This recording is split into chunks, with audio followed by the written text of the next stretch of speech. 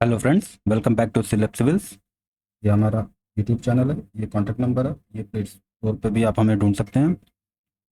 इस चैनल पे हमने एक सीरीज शुरू की है जिसमें बीपीएससी में पीवाईक्यूज के थ्रू हम कॉन्सेप्ट बिल्ड कर रहे हैं, क्योंकि अब हमारे पास टाइम बहुत नहीं है। आपको पता है, एक मंथ बाकी है, 21 मंथ ही है केवल 71वीं बीपीएससी में, जो कि 13 सितंबर पर है। तो हम क्या कर रहे हैं कि मेरा ये सजेशन है कि जिनका तैयार है वो भी पीवाईक्यूज करें, कहीं ना कहीं से करें। और जिनका नहीं तैयार है, अभी अब तो बुक पढ़ने का टाइम है नहीं, तो आप मैक्सिमम बेनिफिट गेन कर सकते हैं पीवाईक्यूज को गो थ्रू करके। क्योंकि हम इसमें क्या कर रहे हैं कि पीवाईक्यूज के न केवल क्वेश्चन करा रहे हैं, बल्कि उनसे रिलेटेड क्वेश्चन भी सॉल्व करने की कोशिश कर रहे हैं। इसीलिए लेक्चर थोड़े से लंबे हो रहे हैं।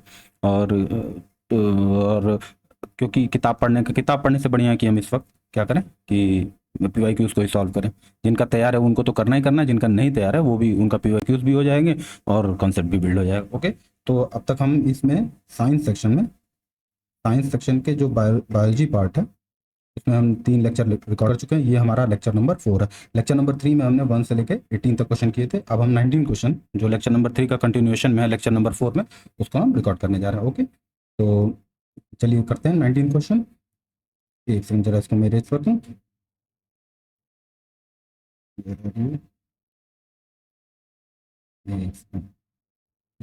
ओके, तो 19 क्वेश्चन देखते हैं। The number of teeth that are developed twice in the life time of human being is, कह रहा है कि वो दांत, उन दांतों की संख्या है जो ह्यूमन बीइंग के लाइफ टाइम में 2 बार डेवलप होते हैं, उनकी संख्या कितनी है? तो उनकी संख्या है 20। वो दांत जो ट्वाइस डेवलप होते हैं, हम उनको बोलते हैं डेसिडुअस डेसिडुअस टीथ।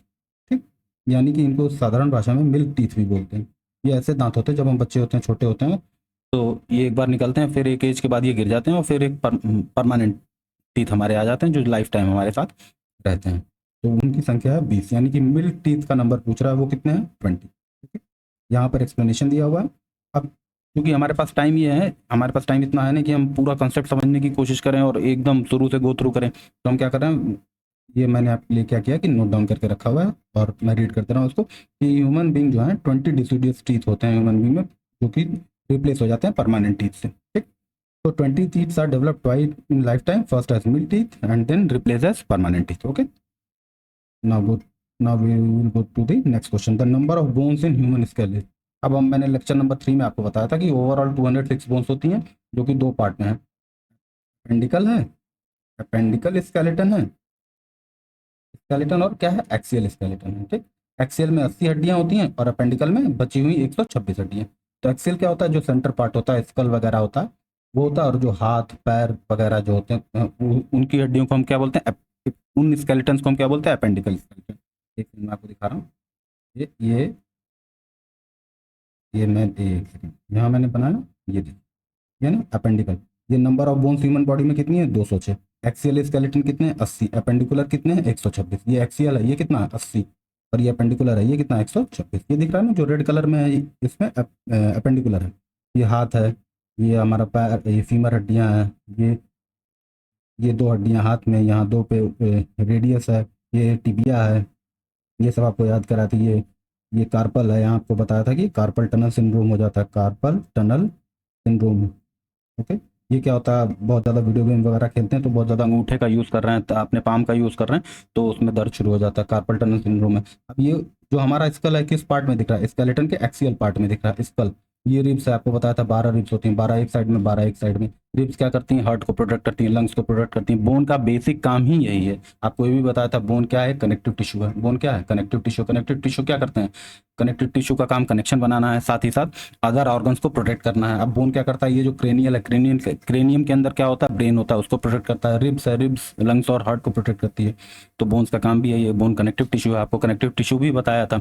बोन होता है, ब्लड होता है, कार्टिलेज होता है, और क्या बताया था? एडिपोज होता है, जिसमें फैट टिश्यू डिपॉजिट होते हैं। एरियोलर होता है, जो कि क्या करता है? दूसरे टिश्यूज की रिपेयर करने में हेल्प करता है। ओवरऑल एनिमल टिश्यू आपको बताए थे कितने टाइप के एनिमल टिश्यू होते हैं। एपिथेलियल एनिमल टिश्यू होते हैं, फिर कनेक्टिव एनिमल टिश्यू होते हैं, मस्कुलर टिश्यू बताया था। एक टिश्यू रह गया नर्वस टिश्यू, वो हम आगे डिस्कस करेंगे। तो जो हमारा क्वेश्चन है वहाँ पे चलते हैं। ओके, ध्यान दीजिए, जो हमारा क्वेश्चन क्या था कि स्कल में कितनी हड्डियां होती हैं, स्कल में कितनी हड्डियां होती है। तो एक बार जरा सा फिर से देख लेते हैं। ये एक्सियल स्केलेटन में स्कल होता है, तो यहाँ देखिए, स्कल में होती हैं 22 हड्डियां, और जो कान में होती हैं वो 6 हड्डियां होती हैं। तो टोटल मिला के कितनी हो गई? टोटल मिला के कितनी हो गई? 22 और 6 28। स्कल में कैसे 22 होती हैं? क्रेनियल बोन्स होती हैं 8 और फेशियल बोन्स कितनी होती हैं? 14। क्रेनियल बोन्स कितनी है? 8 और ये 14। कान में, हर कान में 3 हड्डी, तो 2 कान में 6 हड्डी, तो 14 ये, 8 ये, 22 और ये 6 28। तो टोटल कितनी हड्डियां हो गई हैं? Total number of bones in skull is 28। Total number of bone in skull is 28। कहाँ पर है ये क्वेश्चन? एक सेकंड, यहाँ पर है। ठीक, 28 हड्डियां। ओके, ये क्वेश्चन है। The number of bone in human skull is 28। तो 8 क्रेनियल बोन है, 14 बोन्स हैं, 14 फेशियल हैं और ईयर ऑसिकल्स हैं 6। 28 हो गए। ओके, यही दोबारा से ये पेज मेरे ख्याल से डबल हो गया। Leg bone in human body is, जो ह्यूमन बॉडी में लेग बोन होता है, फीमर टाइप के जो बोन्स होते हैं वो कैसे होते हैं? हॉलो होते हैं, पोरस होते हैं, सॉलिड होते हैं, रिवेट होते हैं। तो वो ना हॉलो होते हैं ना सॉलिड होते हैं, वो क्या होते हैं? पोरस होते हैं। ना पूरी तरीके से भरे होते हैं ना पूरी तरीके से खाली होते हैं। क्यों? क्योंकि बोन्स जो है वो कनेक्टिव टिश्यू है। क्या है? Bone are connective tissue. और कनेक्टिव टिश्यू आपको बताया था कि वो इम्बेडेड होते हैं, इम्बेडेड होते हैं किसी मैट्रिक्स में। वो मैट्रिक्स किसका हो सकता है? जैसे ब्लड के केस में वो प्लाज्मा है, ब्लड के केस में क्या वो मैट्रिक्स है? प्लाज्मा। लेकिन बोन्स के केस में वो क्या है? कैल्शियम के सॉल्ट्स है, सॉल्ट्स ऑफ कैल्शियम। वो सॉल्ट्स कौन से हैं? Calcium carbonate. इन्हीं से हड्डियां भी बनी होती हैं, कैल्शियम कार्बोनेट और कैल्शियम, कैल्शियम फॉस्फेट। ठीक, कैल्शियम फॉस्फेट से ही हड्डियां बनी होती है, कैल्शियम कार्बोनेट और कैल्शियम फॉस्फेट से। और कैल्शियम के ही सॉल्ट से, इन्हीं दोनों सॉल्ट से वो बोन्स का मैट्रिक्स भी बना होता है। तो आप जो ये बोन जब कट डाइसेक्शन होता है तो यहाँ छोटे छोटे छोटे छोटे ऐसे पोर्स के फॉर्म में आपको सेल्स दिखाई देती हैं। बोन सेल्स को मैंने आपको बताया था क्या कहते हैं? ओस्टियोसाइट्स। साइट्स, साइट्स का मतलब ग्रीक भाषा में क्या होता है? सेल। साइट्स मतलब सेल और ओस्टियो मतलब, तो बोन टिश्यू है और टिश्यू किससे मिलकर बने होते हैं? सेल्स। तो जो बोन सेल्स होती हैं वो एक मैट्रिक्स में जो कि कैल्शियम के सॉल्ट्स का बना होता है उसमें एम्बेडेड होती हैं। तो वही क्वेश्चन पूछ रहा है कि लेग बोन जो है वो हॉलो है, पोरस है, सॉलिड है या रिवेट है? रिवेट मतलब रोटेशन से होता है, वो यहाँ ऐसे ही दे रखा है उसने ऑप्शन कंफ्यूज करने के लिए। तो वो ना हॉलो होती है ना सॉलिड होती है, क्या होती है? पोरस होती है। यहीं पे लिखा हुआ answer. Leg bones like femur, जो सबसे मजबूत हड्डी एक तरीके से, have a porous spongy, porous मतलब स्पॉन्जी टाइप का इनर स्ट्रक्चर है, इसीलिए इसको क्या बोलते हैं? स्पॉन्जी बोन भी बोलते हैं। और इसी स्पॉन्जी बोन में क्या होता है? बोन मैरो होता है। आपको बताया था ना, बोन मैरो। हड्डियों के बीच में क्या भरा होता है? Bone marrow. बोन मैरो कितने टाइप के होते हैं? दो, येलो, येलो बोन मैरो और red bone marrow. Red bone marrow क्या करती है? वो आरबीसी बनाती है, डब्ल्यूबीसी बनाती है और प्लेटलेट्स बनाती है। और येलो क्या ये है? येलो बोन्स है। उसी तरीके से कभी कभी क्या होता है लाइफ टाइम में, जब, क्योंकि रेड बोन मैरो इतनी इंपॉर्टेंट है, तो कभी कभी जो वो खत्म हो जाती है तो येलो बोन मैरो ही किस में कन्वर्ट हो जाती है? रेड बोन मैरो में। और आरबीसी, डब्ल्यूबीसी और प्लेटलेट्स बनाने लगती है। लुकीमिया में क्या होता है कि बोन, ये जो रेड बोन मैरो की ये जो कैपेसिटी होती है ब्लड सेल्स बनाने की, वो डिस्ट्रॉय हो जाती है। तो हम क्या करते हैं? मैरो डोनेशन करते हैं। ठीक, ओके, आगे चलते हैं। At the age of 20 years the number of bones in human body is approximately 20 years, यानी हम अडल्ट हो चुके हैं। ओके, अडल्ट हो चुके हैं तो क्या हो गई हैं? ऑब्वियसली ना 100 होगी, ना 200, ना 300, नन ऑफ दिस। ये आंसर सही है। ओके, ये गलत है, ये गलत है, ये गलत है, क्योंकि अडल्ट हो चुके हैं ना। वैसे तो बच्चों में कितनी होती है? 270 बोन्स, लेकिन वो फ्यूज होकर के ग्रोथ के दौरान वो फ्यूज होकर के, जैसे आपको बताया था फीमर, सॉरी, ये कौन सी हड्डी, जो कूल्हे की हमारी जो हड्डी होती है उसमें क्या होती है? 5 बोन्स होती हैं बच्चों में। लेकिन जब वो बड़े हो जाते हैं तो फ्यूज होकर के कितनी हो जाती है? पेल्विक, जो पेल्विक ग्रिडल होता है उसमें 5 हड्डियां होती हैं बच्चों में। लेकिन हम जब ग्रोथ होती है हमारी तो फ्यूज होकर के किस में बदल जाती है? एक हड्डी में बदल जाती है। ओके, तो आंसर क्या हो जाएगा? None of these. ओके, एक बार फिर से आप देखना चाहें तो देख सकते हैं। 20 ईयर्स एज अडल्ट हो चुके हैं तो ऑब्वियसली अडल्ट में 206 एग्जैक्टली कितनी हड्डियां होती हैं? 206 हड्डियां होती है, इसीलिए नन ऑफ दीज ऑप्शन क्या हो जाएगा? करेक्ट हो जाएगा। अगला क्वेश्चन क्या है? ये तो क्वेश्चन नंबर 23 हम पढ़ते हैं। Question number 23, which of the following is not vestigial organ? Vestigial organ क्या है? जो वो ऑर्गन जो अभी यूज में नहीं है। निसिटेटिंग मेम्ब्रेन है, ऑरिकुलर मसल्स ऑफ पीना है, पीना कान के पास में होता, फ्रंट फ्लैटेंड टीथ है, इंसाइसर्स हैं हमारे, और वर्मीफॉर्म अपेंडिक्स है। इसमें से आपको बताना है कि कौन से जो है वेस्टिजियल ऑर्गन नहीं है। वेस्टिजियल ऑर्गन जैसे हमारे टेल बोन्स होती थी, अब नहीं है, पहले हुआ करती थी वो ऑर्गन, जो पहले हमारे हुआ करते थे लेकिन यूज में ना होने के कारण वो ऑब्सोलीट हो गए, तो उनको क्या बोलते हैं? वेस्टिजिया। इनका कोई यूज नहीं है, वेस्टिजियल ऑर्गन है। जैसे कि आप अपेंडिक्स जानते होंगे ना, अपेंडिक्स जो हमारे बॉडी ऑर्गन के इनसाइड, हमारे इनसाइड में होता है अपेंडिक्स, वो होते हैं। जैसे वेस्टिजियल ऑर्गन्स वो बॉडी पार्ट्स होते हैं जो कि हैव लॉस्ट मोस्ट और ऑल देयर ओरिजिनल फंक्शन, है ओरिजिनल फंक्शन अपना खत्म, जो जिस पर्पज से वो थे वो अपना ओरिजिनल फंक्शनैलिटी खो चुके हैं। उसी तरीके से जो जो पहला ऑप्शन है क्या कह रहा है, निटिसेटिंग मेम्ब्रेन, ये क्या होती है, ये जो होती है ये आईलिड होती है, थर्ड आईलिड एक तरीके की होती थी, वो अब उसका कोई यूज नहीं है। जैसे उसी तरीके से ऑरिकुलर मसल ऑफ पीना, इसमें पूछ रहा है कौन सा वेस्टिजियल ऑर्गन नहीं है, तो ये जो थर्ड आईलिड है निसिटेटिंग मेम्ब्रेन, इसको बोलते हैं थर्ड आईलिड। ये अब जो जिस ओरिजिनल पर्पस के लिए थी अब इसका कोई यूज नहीं है, तो इसीलिए क्या है, ये वेस्टिजियल ऑर्गन है। ऑरिकुलर मसल ऑफ पीना, ये जो हमारे कान का बाहर का हिस्सा होता है उसका कोई यूज है नहीं, हमको लगता है कि वो कान वो आवाज को डायरेक्शन देने के लिए यूज उसका काम है, नहीं है। हमारे आउटर ईयर्स अगर नहीं भी रहेंगे तो भी हमें उतना ही बेहतर सुनाई देगा, तो यानी कि ये अपनी ओरिजिनल फंक्शनैलिटी ये लूज कर चुके हैं, बस ये हैं। ठीक, हमारे पेरेंट्स में उनके पेरेंट्स में, तो इसीलिए ये हमारे में भी है। फ्रंट फ्लैटेंड टीथ इंसाइसर्स, जो इंसाइसर्स दांत होते हैं, क्या वो वेस्टिजियल ऑर्गन है, नहीं, क्योंकि जो ओरिजिनल फंक्शन था उनका क्या कारण था, वियर एंड टियर करना, मांस को फाड़ना, जो कठिन चीजें हैं, जो जो स्ट्रांग फूड है उनको फाड़ने के लिए था, तो वो इंसाइसर्स हैं। हालांकि छोटे हो गए लेकिन ऑब्वियसली यूज तो होता ही है। और अगला क्या है, वर्मी फॉर्म अपेंडिक्स, ये क्लासिक एग्जांपल है अपेंडिक्स का, वर्मी फॉर्म अपेंडिक्स, जो कि वेस्टिजियल ऑर्गन का क्लासिक एग्जांपल है, इसका कोई यूज नहीं। हालांकि अभी कुछ कुछ दिन पहले मैंने किसी न्यूज़पेपर में पढ़ा था कि उनका भी पता चल रहा है कि किसी कुछ खास तरीके की सेल्स होती हैं जो उनके अंदर बनती हैं और उनका कोई यूज होता है इंटेस्टाइन में। लेकिन अभी तक ये नॉलेज है, अभी वो कंफर्म नहीं है, अभी तक ये नॉलेज है कि वर्मी फॉर्म अपेंडिक्स क्या है, एक तरीके का वेस्टिजियल ऑर्गन है। Vermi form appendix is the vestigial organ. तो यानी कि ये निसिटेटिंग मेम्ब्रेन भी वेस्टिजियल ऑर्गन है जिसको थर्ड आईलिड बोलते हैं। ऑरिकुलर मसल ऑफ पीना ये भी वेस्टिजियल ऑर्गन है। वर्मी फॉर्म अपेंडिक्स ये भी वेस्टिजियल ऑर्गन है। तो इसका मतलब सही ऑप्शन क्या है, option number C. Number okay, option number C is the correct answer. Front flattened teeth जिसको इंसाइसर बोलते हैं। टीथ कितने की क्या कितने इंसाइसर्स होते हैं, चार, दो ऊपर दो नीचे। उसी तरीके से मोलर्स होते हैं, और फिर क्या होते हैं, प्री मोलर्स होते हैं। ठीक, अभी टीथ को थोड़ा सा डिटेल में मैं आपको बता दूंगा, मोलर्स, प्री मोलर्स, और कितने नंबर ऑफ टीथ होते हैं, कैसे डिजाइन होते हैं ये। तो वेस्टिजियल ऑर्गन की डिफिनेशन लिखी है कि वो ऑर्गन जो कि ऑलमोस्ट लॉस्ट कर चुके हैं या ऑलमोस्ट लॉस्ट कर चुके हैं अपनी ओरिजिनल फंक्शनैलिटी को। उसी तरीके से ये थर्ड आईलिड है, और ऑरिकुलर मसल्स है जिसको ईयर मसल्स भी बोलते हैं, पीना। ठीक, ये खासियत होती है पीना की, एग्जैक्ट ये पीना जो है हमारे एक तरीके बता सकता है कि वो पेरेंट्स से रिलेशन बताता है, जैसा पीना आपके फादर का होगा या मदर का होगा वैसा ही आपका होगा। Incisors are fully functional teeth and use for biting cutting food, वही बताया आपको। ठीक, इंसाइजर फुली फंक्शनल होते हैं। अगला क्वेश्चन क्या कर रहा है, question number 24, which of the following connects muscle to bones, आपको बताया था मसल टू बोन। ठीक, क्या बताया था, टेंडेंस बताए थे, टेंडेंस और लिगामेंट्स। तो टेंडेंस क्या करता है, टीएमबी बताया था, और आपको क्या बताया था, एल बी बी। एल से लिगामेंट्स, बी से बोन्स, बी से बोन्स, यानी लिगामेंट्स क्या करते हैं, बोन टू बोन कनेक्शन देते हैं, और टेंडेंस क्या करते हैं, muscle to bones, muscle to bones. Tendons और लिगामेंट्स आपको बताया था हैं क्या एक्चुअली में, टेंडेंस और लिगामेंट्स ये हैं क्या, ये ये हैं कनेक्टिव टिश्यूज। अगेन बताया था कनेक्टिव टिश्यू, कई सारे कनेक्टिव टिश्यू होते हैं, जैसे ब्लड, बार बार आपको बता रहा हूँ, blood, bone, cartilage, tendons, ligaments, और एक और आपको बताया था कार्टिलेज, ये सब क्या है। और एक बताया था आपको एडिपोज, एडिपोज क्या करता है, फैट डिपॉजिट करता है, इंसुलेशन का काम करता है, क्योंकि फैट डिपॉजिट हो जाता है एडिपोज टिश्यू में तो हमें इंसुलेशन का एक तरीके का प्रोटेक्शन देता है। ओके, कार्टिलेज, कार्टिलेज क्या करता है, स्मूथनेस प्रोवाइड कराता है, बोन्स जहाँ बोन्स से कनेक्ट होती हैं वहाँ कार्टिलेज एक तरीके का लेयर बना के स्मूथनेस प्रोवाइड करता है, फ्रिक्शन को कम करता है। उसी तरीके से एरियोलर टिश्यूज बताए थे, एरियोलर टिश्यूज क्या होते हैं, ऑर्गन स्किन और बोन्स के बीच में होते हैं, और ये क्या करते हैं, इनका क्या काम है, इनका मेन काम ये है कि ये दूसरे टिश्यूज की रिपेयर में हेल्प करते हैं। तो क्वेश्चन क्या है हमारा, which of the following connects muscles to bones, क्या चीज मसल्स से बोन को कनेक्ट करती है, कार्टिलेज करती है, कार्टिलेज करती है, लिगामेंट करती है, टेंडन करती है, इंटरस्टिशियल फ्लूइड करता है, क्या करता है।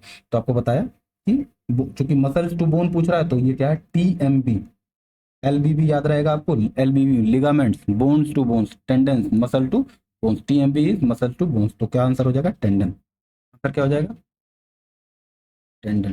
Tendon connects muscles to bones, ligaments connect bones to bones at joints पर कनेक्ट करते हैं। थोड़ा जॉइंट्स भी आपको बताना है ये। ओके, ये थोड़ा सा रीड कर लीजिएगा। Cartilage is the flexible tissue, आपको बताया ना, found in joints, nose, ear. एक क्वेश्चन आया था कि कार्टिलेज कहाँ कहाँ पाई जाती हैं, तो और कहाँ पाई जाती हैं आपको बताया था, ट्रेकिया में जो हमारी फूड पाइप है, विंड पाइप है, और लैरिंग्स में जो वोकल जहाँ से वॉइस निकलती है उसमें पाई जाती है। इंटरस्टिशियल फ्लूइड बिटवीन सेल्स, जैसे ये सेल्स है ना, ये तो इनके बीच में जो लिक्विड बहता है उसको क्या कहते हैं, interstitial fluid. The type of joint found at shoulder is also found at, उस टाइप का, ये इस क्वेश्चन को स्किप करते हैं क्योंकि अभी जॉइंट्स में स्पेशली आपको बताऊंगा, ठीक। फिर भी बता देते हैं हिप।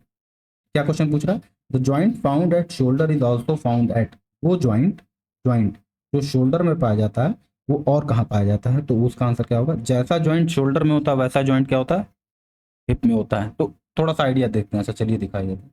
जॉइंट, कुछ जॉइंट जैसे नीज के जॉइंट है आपके, तो आप नीज अपनी आसानी से मूव कर सकते हैं, गर्दन आप अपनी मूव कर सकते हैं, आप अपना लोअर जबड़ा मूव कर सकते हैं, लोअर जॉ। लेकिन क्या आप अपनी अपर जॉ मूव कर सकते हैं, नहीं मूव। तो कुछ फिक्स जॉइंट हैं, कुछ रोटेट कर सकते हैं जॉइंट्स हैं। कंधे के जॉइंट्स आप अपने उसी तरीके से उतना ही मूव कर सकते हैं जितने की हिप जॉइंट मूव कर सकते हैं, ठीक। जितनी आज़ादी आपको हिप मूव करने में, उससे उतनी ही आज़ादी क्या है शोल्डर्स को मूव करने में। तो इसीलिए जो शोल्डर पे जॉइंट होता है वही कहाँ पर पाया जाता है, हिप पर। एल्बो पर क्या वही जॉइंट है, एल्बो पे तो पूरा बॉल एंड सॉकेट जॉइंट अभी हम देखेंगे कि वहाँ फुल रोटेशन का हमको इंडिपेंडेंस होती है हमको। एंकल पे भी हमारे अलग तरीके का जॉइंट होता है। नीज पर आपको जैसा जैसा एल्बो पे होता है वैसा ही कहाँ पर होता है, नीज पर होता है, घुटनों में, ठीक। अच्छा तो एक सेकंड जरा इसका बेसिक देख ही लेते हैं हम लोग। जॉइंट्स इन ह्यूमन, थोड़ा सा बेसिक देख लेते हैं। डेफिनेशन क्या है, a joint is a point where two or more bones meet allowing movement और प्रोवाइडिंग स्टेबिलिटी। आर्टिकुलेशन इसका साइंटिफिक टर्म है, ठीक। बाकी याद रखने की जरूरत नहीं है, बस ये याद रखना है जहाँ दो हड्डियाँ जुड़ती हैं बोन्स बनते हैं, ओके, जॉइंट्स बनते हैं। जॉइंट का मतलब ये मेन टाइप ऑफ जॉइंट है, ये थोड़ा ज़्यादा दिया हुआ इसलिए मैं आपको बताना नहीं चाह रहा हूँ, लेकिन चलिए देख ही लेते हैं। मैं सोच रहा था अलग से बता दूंगा। मेन टाइप ऑफ जॉइंट, जो मेन जॉइंट्स हैं, वैसे तो बहुत ज़्यादा डिटेलिंग में अभी मैं आपको दिखा रहा हूँ कितने टाइप के जॉइंट्स होते हैं, मैं आपको दिखाने की। ये जरा सा ये देखिए, नी है ना, ये कम से कम 50 तरीके के जो है अलग अलग फंक्शनैलिटीज कहाँ पे है, नीज में ही है। तो इतना पढ़ेंगे तो फिर यही पढ़ते रह जाएंगे। तो हम क्या करते हैं, बस बेसिक जीके के पॉइंट ऑफ व्यू से हम चीज़ों को जान लेते हैं, ओके। बायोलॉजी के पॉइंट ऑफ व्यू से नहीं जान रहे, हम जीके के पॉइंट ऑफ व्यू से जान रहे हैं, ठीक। तो मेन टाइप ऑफ जॉइंट्स कितने हैं, फाइब्रस जॉइंट। अब वो आपको इमेज दिखाया ना, उसमें 50 नाम है, वो कहाँ से याद रखेंगे आप, नहीं रख पाएंगे ना। तो बस मेन टाइप ऑफ जॉइंट जो बेसिक जॉइंट्स हैं उनको देख लेते हैं। पहला जो टाइप है फाइब्रस जॉइंट्स है। ये फाइब्रस जॉइंट जो होते हैं इमूवेबल होते हैं। Bones are joint tightly by fibrous tissues, no movement, कोई मूवमेंट नहीं हो सकता। एग्जांपल क्या है, सुचर्स इन स्कल्स। आप अपना जब स्कल का जब एनाटॉमी करेंगे, आप पूरी बाल वाल हटा के जब स्कल की ऊपरी की चमड़ी हटा देंगे तो वहाँ दिखाई देगा सुचर्स दिखाई देंगे। जैसे ये स्कल है ना, तो ऐसे ऐसे ऐसे लगेगा कि यहाँ यहाँ पे सिलाई हुई है ये। तो ये जो जॉइंट है यहाँ पर ऐसे, ये किसका एग्जाम्पल है, फाइब्रस जॉइंट्स का। ये यहाँ मूव करा सकते हैं क्या, नहीं मूव करा सकते। तो ये क्रेनियल बोन्स, जो हेड के बोन्स को बोलते हैं क्रेनियल बोन्स। अगला जॉइंट है मेन टाइप ऑफ जॉइंट्स में, पहला फाइब्रस है, दूसरा कार्टिलेजिनियस जॉइंट्स। ये पार्शली मूव कर सकते हैं हम। और ये जॉइंट्स जो होते हैं कार्टिलेज से जॉइंट जुड़े होते हैं। ये जॉइंट कैसे जुड़े होते हैं, ये यार कार्टिलेज से जुड़े होते हैं, ओके। कार्टिलेज, कार्टिलेज आपको बताया था क्या है, कनेक्टिव टिश्यू। तो इसमें स्लाइड मूवमेंट पॉसिबल है। जैसे वर्टिब्रे, हमारी स्पाइनल बोन्स में जो जॉइंट होता है, एक हड्डी से जो दूसरी हड्डी स्पाइंस में हमारी जुड़ी होती है, आप देखते हैं ना, थोड़ा पीठ आप अपनी मोड़ सकते हैं, लेकिन ऐसा नहीं कि एकदम बन जाए। रामदेव बाबा तो मोड़ सकते हैं लेकिन आप नहीं। Joint between ribs and sternum, आपको बताया था रिब्स क्या होता है, स्ट्रेनम क्या होता है, ब्रेस्ट बोन। रिब्स 12 रिब्स होती है ना, 12 इधर 12 इधर, और बीच में क्या होती है, बीच में होती है स्टर्नम, जो छाती की या ब्रेस्ट की जो एकदम बीच वाली बोन होती है, आप टच करिएगा एकदम सीधी एक लाइन जाती है, वो स्टर्नम होती है। यहाँ आपको मैं दिखा रहा हूँ, एक सेकंड, स्टर्नम जरा आप देख ही लीजिए। ये पीछे वाले लेक्चर में मैंने लगाया है। एक सेकंड, ये जो जॉइंट का एग्जाम्पल है, ये रहा। Just a second, give me a second, कहाँ कर दो भाई तुम, ये, ओके। ये जो हड्डी दिख रही है ना बीच में, ये स्ट्रेनम है। इस हड्डियों के नाम याद रखने हैं आपको, ठीक। आपको बताया था ये फिबुला है, ये टिबिया है, बीच में ये पैर के बीच में गैप है। उसी तरीके से हाथ के बीच में क्या है, आप फील करेंगे गैप दिखाई देगा। तो जो गैप के आउटर साइड में है वो रेडियस है, और जब इनर हड्डी है वो क्या है, उल्ना है। उसी तरीके से पैर में जो आउटर हड्डी है वो फिबुला है, और जो इनर हड्डी है वो क्या है, टिबिया है। फैलेंजीज आपको बताया था, फैलेंजीज कहाँ पे होते हैं, पैर में भी होते हैं और हाथ में भी होते हैं। फिर आपको कार्पल्स बताया था, पैर में क्या होते हैं कार्पल्स, पैर में सॉरी हाथ में क्या है कार्पल्स, और पैर में क्या है टार्सल्स। देखिए हाथ में जो हड्डियां हैं पाम्स में इनको क्या बोलते हैं, कार्पल। कार्पल्स एक सिंपल कार्पल होती है, एक मेटा कार्पल होती है, मेटा कार्पल। लेकिन जो पाँव में है, टोज के पास जो है वो है टार्सल्स। तो जैसे टार्सल्स दो तरीके के होते हैं, एक सिंपल टार्सल और एक मेटा कार्पल, दो टाइप की होती है, सिंपल और मेटा। उसी तरीके से टार्सल भी सिंपल और मेटा होते हैं। ठीक, ये सब याद रखना। ये सैक्रम है आपका बीच में एकदम पूंछ की जो हड्डी है, जो अब हमारी पूंछ है नहीं, लेकिन वहां के लिए एक हड्डी है। ओके, ये पेल्विस है।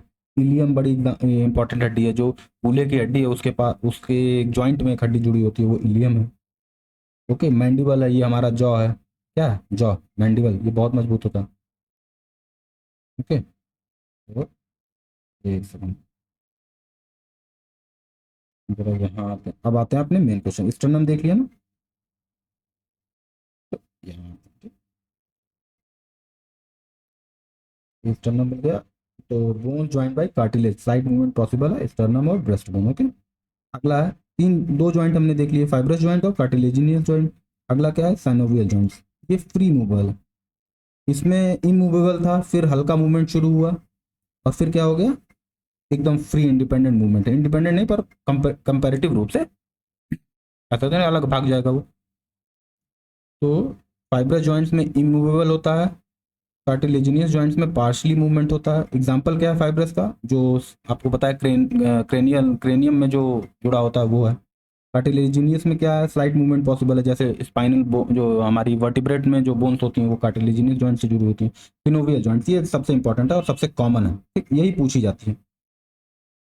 अब ये क्यों इतना मूवमेंट होता है? क्योंकि इसमें सिनोवियल फ्लूइड भरी होती है, कैविटी होती है। आपको पता चला, जैसे आपकी एक जो एल्बो है वो दूसरे एल्बो में ऐसे फिट है कि एक में खड्डा टाइप का ऐसे और एक में जो पूरा सॉलिड है, तो वो एक दूसरे के अंदर क्या हो जाते हैं? फिट हो जाते हैं। और बीच में एक फ्लूइड, सेमी फ्लूइड या फ्लूइड फिल्ड कैविटी होती है, जिससे वो फ्लूइड क्या करता है? वो फ्रिक्शन को कम करता है, और जो चूंकि ज्यादा मूवमेंट हो रहा है वहां पर, तो फ्रिक्शन भी होगा, तो उस फ्रिक्शन को कम करने के लिए एक सिनोवियल फ्लूइड भरा होता है। ठीक, वही फ्लूइड क्या करता है? फ्री मूवमेंट अलाउ करता है। ये नाम याद रखें, सिनोवियल फ्लूइड। सिनोवियल फ्लूइड कहाँ पर होता है? सिनोवियल जॉइंट्स में होता है। अब पढ़ने जाएंगे सिनोवियल फ्लूइड क्या होता है, तो उसका कंपोजिशन पढ़ेंगे, तो पढ़िए, हमें बस नाम जानना, निकल लेना। ठीक, तो सिनोवियल फ्लूइड में सब टाइप्स क्या हैं? जैसे अभी तो तीन तीन टाइप के जॉइंट हमने देखे, फाइब्रस जॉइंट, कार्टिलेजिनस जॉइंट और सिनोवियल जॉइंट। सिनोवियल जॉइंट में उसमें भी सब टाइप्स हैं। ठीक, सबसे पहला क्या है? Ball and socket joint. Ball और सॉकेट, इसमें क्या होता है? Movement in all direction. अब कहाँ पर है ये? हिप्स में है, शोल्डर्स में है। हिंज जॉइंट कहाँ पे? मूवमेंट इन वन डायरेक्शन होता है, लाइक अ डोर, जैसे दरवाजा एक तरफ से खुलेगा ऐसे बंद होगा, तो ये कहाँ पर है? एल्बो और नी में है। पिवट जॉइंट है, rotation around a single axis, इसी को पिवट बोलते हैं। पिवट करके एक जगह टिक गए, तो पिवट जॉइंट है। ये rotation around a single axis होता है। ये कहाँ पर है? अब सोचिए कहाँ पर होगा? ये गर्दन जो है एक एक्सिस से एक पॉइंट पे ही तो रोटेट करती है, तो वो कैसा जॉइंट होगा? पिवट जॉइंट हो गया। यानी सिनोवियल जॉइंट में अब तक हमने तीन पढ़ लिए, बॉल एंड सॉकेट जॉइंट, जिसका एग्जांपल है शोल्डर और हिप। याद रखना है, बॉल एंड सॉकेट जॉइंट्स कहाँ पे पाए जाते हैं? शोल्डर एंड हिप में। अभी क्वेश्चन पूछा था कि शोल्डर का जॉइंट और कहाँ पर पाया जाता है, तो शोल्डर का जॉइंट कहाँ पर पाया जाता है? हिप में पाया जाता है। और कौन सा जॉइंट होता है? Ball and socket joint. और बॉल एंड सॉकेट जॉइंट किसके एग्जांपल हैं? सिनोवियल जॉइंट्स के। सिनोवियल जॉइंट्स का अगला एग्जांपल हमने क्या देखा? हिंज जॉइंट, जैसे दरवाजे में जो हिंज लगी होती है उस तरीके का मूवमेंट होता है। अब वो कहाँ पर होता है? वो एल्बो और नी में। आप पैर आप अपने दरवाजे के जैसा मूव करा सकते हैं, हाथ भी वैसा ही मूव करा सकते हैं। उसके अलावा अगला चौथा जो है ग्लाइडिंग जॉइंट्स है, ये रिस्ट में होता है, ग्लाइड ऐसे करता है रिस्ट आपका। कार्पल बताया ना आपको, कार्पल टनल सिंड्रोम एंकल्स में होता है। एंकल्स को क्या बोलते हैं? टार्सल्स। एंकल्स को क्या बोलते हैं? टार्सल। और पाम में जो हड्डी होती है उसको क्या बोलते हैं? Carpals. Metacarpal, carpal, metatarsal, tarsal. इसी तरीके से सैडल जॉइंट होता है, देखो थंब में हमारे जो जॉइंट है वो सैडल जॉइंट है। अब इसका एक ही तरीका है कि दो बार देखिए, तीन बार देखिए और याद करने की कोशिश करिए। एक क्वेश्चन पूछ देगा और इसका कोई लॉजिक है नहीं, पूछ देगा सैडल जॉइंट क्या है, तो आप भूल जाएंगे कि थंब में है कि गर्दन में है कि कहाँ है, तो आपको बार बार देखना पड़ेगा। ठीक,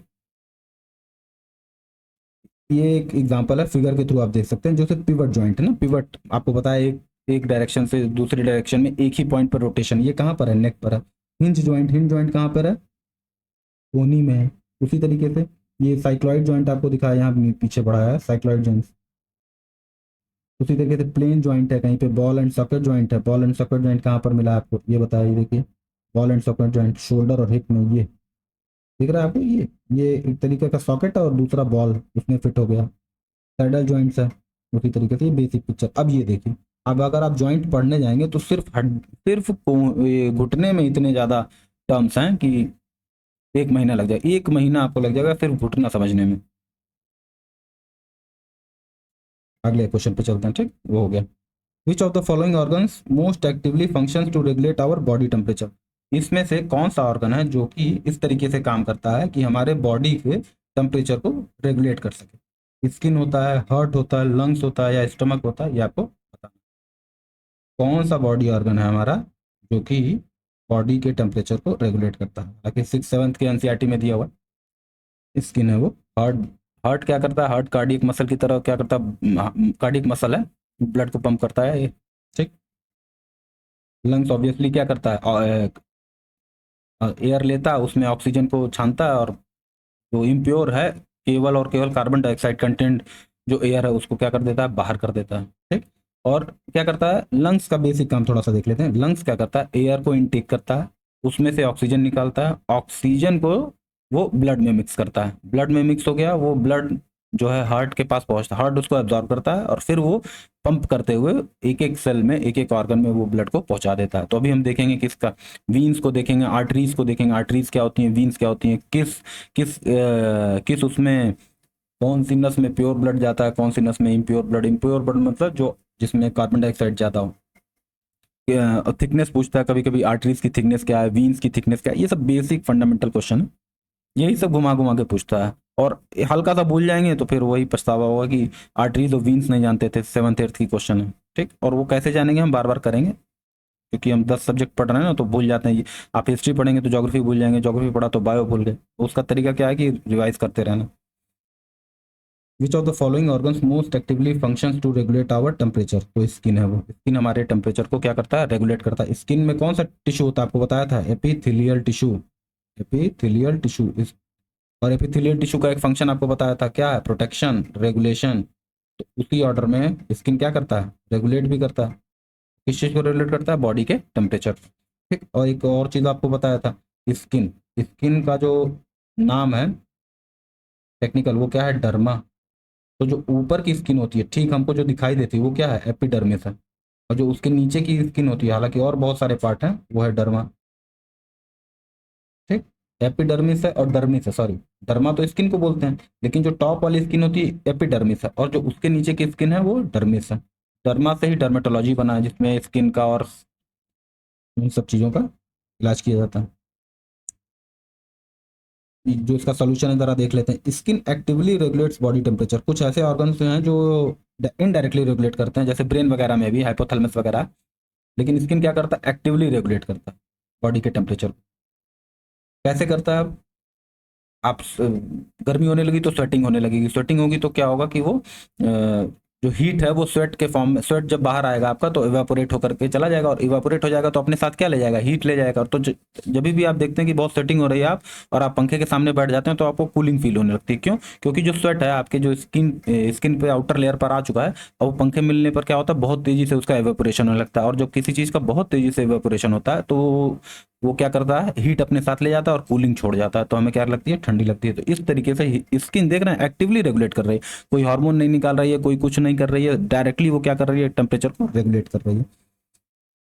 अच्छा, अब देखिए जैसे ब्लड वेसल्स हैं, ब्लड वेसल्स कॉन्ट्रैक्ट होंगे। ब्लड वेसल्स क्या होते हैं? डायलेट होते हैं, कॉन्ट्रैक्ट होते हैं। तो इस तरीके से ब्लड वेसल्स भी क्या करते हैं? हीट लॉस को क्या करते हैं? कंट्रोल करते हैं। Other organ like heart and lungs, जो दो ऑप्शन और दिए हुए हैं, वो क्या करते हैं? ब्लड के सर्कुलेशन में काम करते हैं, but don't directly get involve in to regulation of the temperature. ये टेम्परेचर के रेगुलेशन में इन्वॉल्व नहीं होते, ठीक। 27वें क्वेश्चन पे स्टेपिडियस, ये आपको बताना, ये आपको पीछे नोट करा है कि स्टेपिडियस क्या चीज़ है, ये आपको बताना। स्टेपिडियस, जैसे स्टेपीज तो क्या है? हड्डी है कान की। फॉसिल्स जो होते हैं, ईयर बोन्स, ईयर बोन सबसे छोटी हड्डी है स्टेपीज। लेकिन स्टेपिडियस क्या है? मसल्स है। स्टेपिडियस क्या है? मसल्स है। जैसे स्टेपीज क्या है? सबसे छोटी हड्डी है, लेकिन स्टेपीज सबसे छोटी हड्डी है और स्टेपिडियस सबसे छोटी मसल है। It is the smallest skeletal muscle in the human body. अब मसल आपको बताया था, मसल क्या है? टिश्यू है। Muscle is the tissue. क्या मसल कनेक्टिव टिश्यू है? नहीं, मसल कनेक्टिव टिश्यू नहीं है। मसल अपने आप में एक टिश्यू है। किससे मिलकर बना होता है? फाइब्रस टिश्यू से, फाइब्रस मसल सेल से मिलकर बना होता है, ठीक। टिश्यू किससे मिलकर बने होते हैं? सेल से। और आपको फिर बताया था मसल सेल कितने टाइप की होती हैं? दो टाइप की। कौन? एक्चुअली 3 टाइप की होती हैं। कौन कौन सी? स्ट्राइएटेड, जिसमें धारियां पड़ी होती हैं। अनस्ट्राइएटेड, जिसमें कोई धारियां नहीं होती, लाइनिंग नहीं होती। और दूसरी तीसरी कौन सी मसल बताई थी आपको? Cardiac muscle. कार्डियक मसल कहाँ पाई जाती है? सिर्फ हार्ट में। जहाँ भी वर्ड कार्डियक लग जाए, कार्डियोवैस्कुलर, कार्डियोमायोपैथी, ये सब किसके बारे में बात हो रही है? हार्ट के बारे में। जहाँ पे लग जाए, जैसे हर्पेटोलॉजी, हर्पेटोलॉजी, हर्पा मतलब क्या होता है? लिवर। तो किसकी बात हो रही है? लिवर की। हेपाटाइट, सॉरी हेपेटोलॉजी, हर्पेटोलॉजी नहीं, हेपेटोलॉजी का मतलब क्या होता है? लिवर। हेपा मतलब क्या होता है? लिवर। तो हेपाटाइटिस मतलब क्या होता है? किसके बारे में बात हो रही है? एटलीस्ट इतना आइडिया लगा सकते हैं, हेपाटाइटिस मतलब क्या होता है? हेपा मतलब होता है लिवर, और टाइटिस जहाँ पे लग जाए उसका मतलब होता है सूजन। जब लिवर में सूजन हो जाती है तो हेपाटाइटिस। उसी तरीके से इंसेफलाइटिस होता है, इंसेफलाइटिस, इंसेफलाइटिस होता है। इंसेफ्लॉन मतलब क्या होता है? ब्रेन। इंसेफ्लॉन मतलब क्या होता है? ब्रेन। और आइटिस मतलब क्या होता है? सूजन। तो ब्रेन में जब सूजन हो जाती है तो क्या बोलते हैं? इंसेफलाइटिस बोलते हैं। तो ये सब याद रखना है, ओके। और हैपा मतलब याद रखना, हैपा मतलब क्या होता है? लिवर। हैपा मतलब लिवर, ठीक। तो ये क्यों बता रहा हूँ? क्योंकि मसल्स के बारे में थोड़ा सा देख लें। मसल टिश्यू है, तो स्ट्राइएटेड होती है, स्ट्राइएटेड मसल टिश्यूज को ही हम क्या बोलते हैं? स्केलेटल मसल टिश्यू बोलते हैं। और स्टेपिडियस क्या है? स्केलेटल मसल मसल टिश्यू है। तो आपको याद रखना है, और स्ट्राइएटेड भी कहेगा तो भी, और स्केलेटल भी कहेगा तो भी एक ही मतलब है, मसल टिश्यू की बात हो रही है। लोग अब ये, जैसे कान की हड्डी स्टेपीज होती है, वो भी कान में लोकेटेड होती है, ठीक। और जो स्टेपिडियस मसल जिसके बारे में हम लोग बात कर रहे हैं, वो भी मिडिल ईयर में क्या होती है? लोकेटेड लोकेटेड होती है। ये काम क्या करती है? It stabilises the stapes bone. ये जो आपको बोन बताया ना, सबसे छोटी हड्डी, उसको स्टेबलाइज करती है। कंट्रोल्स लाउड साउंड, जो लाउड साउंड आती है उनको कंट्रोल करती है। इनर ईयर में होती है, बाहर नहीं। जो हमको बाहर दिख रहा है, इनर ईयर हमको आंख से दिखाई नहीं देता, ओके। और प्रोटेक्ट करती है इनर ईयर। थोड़ा सा मसल्स के बारे में कुछ ये मुझे फैक्ट इधर उधर से मिले हैं, उनको मैं इकट्ठा करके आपके पास ले आया हूँ, ठीक। इसको याद कर लेना, जो फैक्ट ही हमको याद करने हैं, बायोलॉजी हमको समझना नहीं है, ठीक। बायोलॉजी हमारे बस के समझने की चीजें नहीं है, ठीक। हमें बायोलॉजी समझ में आती तो हम डॉक्टर बन जाते। हमें याद करके नौकरी पा लेनी है, ओके। यही पीसीएस बन जाना है हमको, डॉक्टर नहीं बनना है। अब फिजिक्स पढ़ने जाएंगे तो गणित करने जाएंगे, और केमिस्ट्री करने तो रिएक्शन नहीं ना पढ़ेंगे। तो हमको क्या करना है बच्चों? फैक्ट, दोस्तों बच्चों जो भी आप समझिए, हमको एमसीक्यू फॉर्म में कुछ फैक्ट आपको दिए वो देख लेना। Strongest muscle by size, my sister, ये जॉ मसल बोलते हैं या मैंडिबल भी बोलते हैं, मैंडिबल, ठीक। मैसिटर बोलते हैं या मैंडिबल बोलते हैं, जॉ मसल। लॉन्गेस्ट मसल कौन सी है? थाई की मसल क्या होती है? लॉन्गेस्ट होती है। अब देखिए कौन पढ़ पाएगा इतना कठिन कठिन वर्ड? हाँ, sartorius है। मैं यहाँ मैं भी पढ़ता हूँ, आपको पढ़ाता हूँ, बस यही हमारा पर्पस है। मैं कोई बायोलॉजी में एक्सपर्ट नहीं हूँ, बस जो एग्जाम में आएगा वही आपको बता रहा हूँ, ठीक। जो थोड़ा बहुत सीखा है, 10th तक बायोलॉजी पढ़ी है, उसके बाद कभी बायोलॉजी नहीं पढ़ी, बस एग्जाम दे दे करके, एग्जाम निकाल उकाल करके किसी तरीके से सीखा है, ओके। तो वैसे ही आपको करना है। ये कहाँ से मोटा चलने लगा? एक सेकंड दोस्तों, एक सेकंड, एक सेकंड, सॉरी, मुझे थोड़ा पॉज करना पड़ गया, पेन में थोड़ी सी दिक्कत हो गई थी, ठीक। तो फैक्ट हम देख रहे थे किसके बारे में? मसल्स के बारे में। स्ट्रॉन्गेस्ट मसल्स हमने देखा, मैसेस्टर जॉ मसल जिसको बोलते हैं। लॉन्गेस्ट मसल क्या है? sartorius है, थाई मसल्स की होती है। स्मॉलेस्ट मसल, अभी आप क्वेश्चन ही हमारा यही था, स्टेपिडियस। स्मॉलेस्ट बोन क्या होती है? स्टेपीज, ठीक। स्टेप्स बोलते हैं, मिडिल ईयर में होती है। ये कौन सी? स्टेपिडियस मसल मिडिल ईयर में होती है, इनर ईयर में। लार्जेस्ट मसल कौन सी है? ग्लूटस मैक्सिमस या बटक्स। ग्लूटस मैक्सिमस किसको बोलते हैं? बटक्स को। फास्टेस्ट कंट्रैक्टिंग मसल ये होती है अराउंड आईज के पास में, ब्लिंकिंग के लिए। ऑर्बिकुलरिस ऑक्यूली, ऑक्यूली शब्द ही आंख के लिए होता है। आपने हैरी पॉटर में पता नहीं देखा है कि नहीं, हैरी पॉटर, उसमें एक मंत्र बोला जाता है ऑक्यूलस रिपेरो, मतलब चश्मा या आंख ठीक हो जाए, मंत्र देखिएगा आप। ये बोला जाता है हैरी पॉटर पार्ट फर्स्ट में। हरमाइनी बोलती है किसको? हैरी पॉटर को, ठीक है। Muscle can only push and not push, can only pull but not push.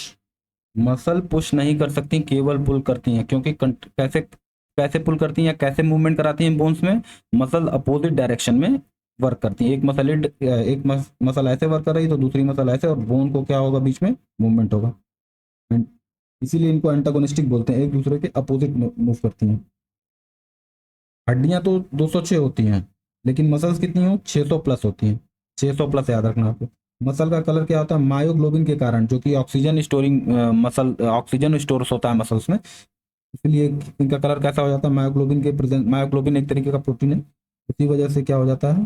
Red हो जाता है। कंट्रक्टाइल प्रोटीन होते हैं जो कंट्रैक्शन कराते हैं, दो एक्टिन होते हैं और मायोसिन होते हैं। पीछे क्वेश्चन आ चुका है। एक्टिन कैसे होते हैं? थिन फाइबर से मिलकर बने होते हैं। और मायोसिन कैसे होते हैं? जो थिक फाइबर से मिलकर बने होते हैं। लगभग जितनी मसल्स आपको बताइए वो क्या है? वॉलेंटरी हैं। हम अपने कॉन्शियस माइंड से उसको कंट्रोल कर सकते हैं। एक मसल जो कार्डियक मसल होती है वो इनवॉलेंटरी होती है। हालांकि एक और मसल होती है, वो बताया आपको, स्ट्राइटेड मसल या अनस्ट्राइटेड मसल का, जो कि जो पेट में एलिमेंट्री कनाल में जब हमारे खाना चला जाता है तो हमारा उस मसल पे कोई कंट्रोल नहीं होता, तो वो भी क्या होती है? इनवॉलेंट्री होती है। लेकिन जो कार्डियक मसल होती है वो एब्सोल्युटली इनवॉलेंट्री होती है। आप अपने दिल की धड़कन, दिल की मसल्स को रोक, इच्छा के अनुसार रोक नहीं सकते। स्मूथ मसल्स अंदर पाई जाती हैं बॉडी के। स्केलेटल मसल आपको बताया था। स्केलेटल मसल्स को ही क्या बोलते हैं? स्ट्राइएटेड मसल्स बोलते हैं।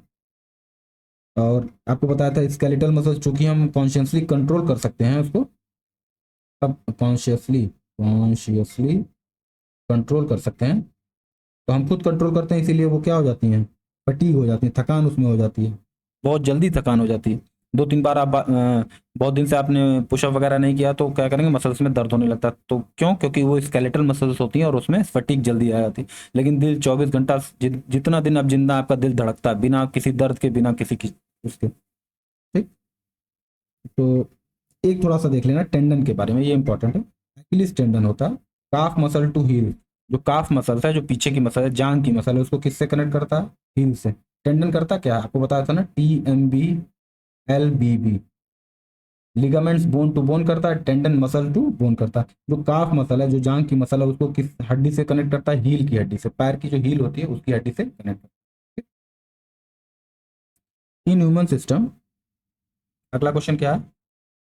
In human system insulin control the metabolism of. Insulin किसके मेटाबॉलिज्म को कंट्रोल करता है? तो हालांकि इसमें तो फैट को भी कुछ ना कुछ तो करता ही है, मेरे ख्याल से सारा ये आंसर है। ठीक है। In human system insulin controls the metabolism of. किसके मेटाबॉलिज्म को, किसके मेटाबॉलिज्म को वो कंट्रोल करता है? मेटाबॉलिज्म मतलब होता है कि जैसे एब्जॉर्ब किया और उसको ब्रेक डाउन करके एनर्जी में तोड़ देना, इसको बोलते हैं मेटाबॉलिज्म। ठीक। तो इंसुलिन क्या करता है? मेनली करता किसको है? कार्बोहाइड्रेट्स को। प्राइमरली रेगुलेशन, ये प्राइमरली इसको रेगुलेट करता है। मुख्य रूप से किसको रेगुलेट करता है? कार्बोहाइड्रेट या शुगर, शुगर को रेगुलेट करता है। आपको बताया था ना, ग्लूकोज किसमें कन्वर्ट हो जाता है जब यूज में नहीं आता है? तो ग्लाइकोजन में। और कन्वर्जन करता कौन है? इंसुलिन। और जब हमें वापस एनर्जी की जरूरत होती है, ग्लाइकोजन कहाँ स्टोर होता है? लिवर में। और जब हमें जरूरत होती है तो एक और हार्मोन, एमाइलेज वगैरह, या कौन सा हार्मोन है मुझे ध्यान नहीं आ रहा, पीछे आपको बताया है, तो ग्लाइकोजन किस में फिर कन्वर्ट हो जाता है? ग्लूकोज में। पीछे बताया, दूसरे या तीसरे लेक्चर में आपको बताया। ठीक है। Insulin control the metabolism of fats का भी करता है, और मेरे ख्याल से प्रोटीन और न्यूक्लिक एसिड तीनों का मेटाबॉलिज्म करता है, चारों का मेटाबॉलिज्म करता है, इसीलिए more than one of the above हो जाएगा। Insulin, insulin is the protein, ये भी बताया था आपको। इंसुलिन क्या है? प्रोटीन है। डायबिटीज में बड़ा इसका यूज होता है। अब जिनको डायबिटीज हो जाती है तो इंसुलिन का जो डिसबैलेंस होता है उससे क्या होता है? उनको, उनका जो ग्लूकोज होता है वो ग्लाइकोजन में कन्वर्ट नहीं होता अच्छे से, उनको थकान वगैरह ये सब रहता है। ये लिखा ना, lowering blood sugar level. Insulin का क्या काम है? ब्लड शुगर लेवल को। इंसुलिन ने ग्लूकोज जो शुगर है, अगर आपने खाना खाया, आप जब खाना खाने के बाद अपना शुगर मेजर करते हैं तो आपको शुगर बढ़ा हुआ दिखाई देता है। क्यों? क्योंकि जो खाने में शुगर होता है वो ब्लड में घुल जाता है। अब इंसुलिन क्या करता है? रिलीज होता है पैंक्रियाज से, और वो ग्लूकोज को किस में कन्वर्ट कर देता है? ग्लाइकोजन में। तो ग्लूकोज लेवल आपका क्या हो जाता है? नीचे आ जाता है। अब यही डायबिटिक लोगों में ऐसा नहीं होता, इसीलिए वो क्या करते हैं? बाहर से इंसुलिन का इंजेक्शन वगैरह लेते हैं। अच्छा, अब पूछ रहा है इंसुलिन के बारे में, तो ये इसने तो बता दिया कि प्राइमरली किसको रेगुलेट करता है? कार्बोहाइड्रेट को। लेकिन फैट मेटाबॉलिज्म भी करता है, फैट स्टोरेज भी करता है, और फैट ब्रेकडाउन को रोक देता है। Insulin influences protein metabolism by promoting amino acid uptake and protein synthesis. Protein synthesis और अमीनो एसिड के अपटेक को यूज करके ये प्रोटीन के मेटाबॉलिज्म को भी क्या करता है? रेगुलेट करता है। Energy stored in liver and muscle cells. Energy store in liver and muscle cells में किस फॉर्म में एनर्जी स्टोर होती है? कार्बोहाइड्रेट के फॉर्म में, फैट के फॉर्म में, प्रोटीन के फॉर्म में, या ग्लाइकोजन के फॉर्म में? तो प्रोटीन तो एनर्जी से कुछ बहुत लेना है, प्रोटीन में तो बहुत कम एनर्जी होती है प्रोटीन से। तो अब एनर्जी किस में होती है? किस फॉर्म में स्टोर होता है? एनर्जी होती है ग्लूकोज में, लेकिन जब वो ग्लूकोज यूज में नहीं होता है तो किस फॉर्म में स्टोर होता है? आपको बताया था मेनली किस में स्टोर होती है, लिवर में, लेकिन उसके अलावा किस में और स्टोर होती है, मसल्स में। लेकिन किस फॉर्म में होती है, ग्लाइकोजन। पीछे आपको बताया ग्लूकोज ग्लाइकोजन, ठीक। यहाँ बताया ग्लाइकोजन में, glycogen is the stored form of carbohydrate in the liver of, in the liver and muscles. Carbohydrate ही शुगर होता है, ठीक। शुगर का एक एक्चुअली, कार्बोहाइड्रेट में शुगर एक पार्ट है, मेन पार्ट। कार्बोहाइड्रेट में शुगर एक मेन पार्ट है। It serves as quick source of energy when needed. Glycogen ही कन्वर्ट हो जाता है किसमें, ग्लूकोज में। और ग्लूकोज ही किसमें कन्वर्ट हो जाता है, ग्लाइकोजन में। ग्लूकोज ऑब्टेन्ड फ्रॉम फूड, कहाँ से ग्लूकोज मिलता है, फूड से। Converted into glycogen in the liver and muscles. Glycogen serves as the stored form of glucose for future energy needs. When required glycogen is broken down into glucose to supply energy. Which organ of the human body is affected by typhoid fever. ये ऐसे ही बीच में question आ गया, तो typhoid fever किसको affect करता है, intestine को। जैसे आपको पता है ना, इंसेफेलाइटिस आ जाए, इंसेफेलाइटिस। तो इंसेफेलाइटिस मतलब क्या हो गया, किस, इंसेफ्लॉन मतलब होता है ब्रेन। हेपाटाइटिस ऐसे होता है, हेपाटाइटिस। हेपा मतलब क्या होता है, लिवर होता है। पैंक्रियाटाइटिस, तो पैंक्रियाज में जब सूजन आ जाता है, पैंक्रियाटाइटिस हो गया, तो पैंक्रियाज में सूजन आ गया, ठीक है। और पोलियो, पोलियो का पूरा नाम है पोलियो माइलाइटिस। तो इसमें जो माइलिस होते हैं, जो नर्व एंडिंग, माइलाइस माइलिस करके कुछ होता है, ये जो नर्व में होता है, नर्व में ऐसे कनेक्शन बनाने के काम आता है।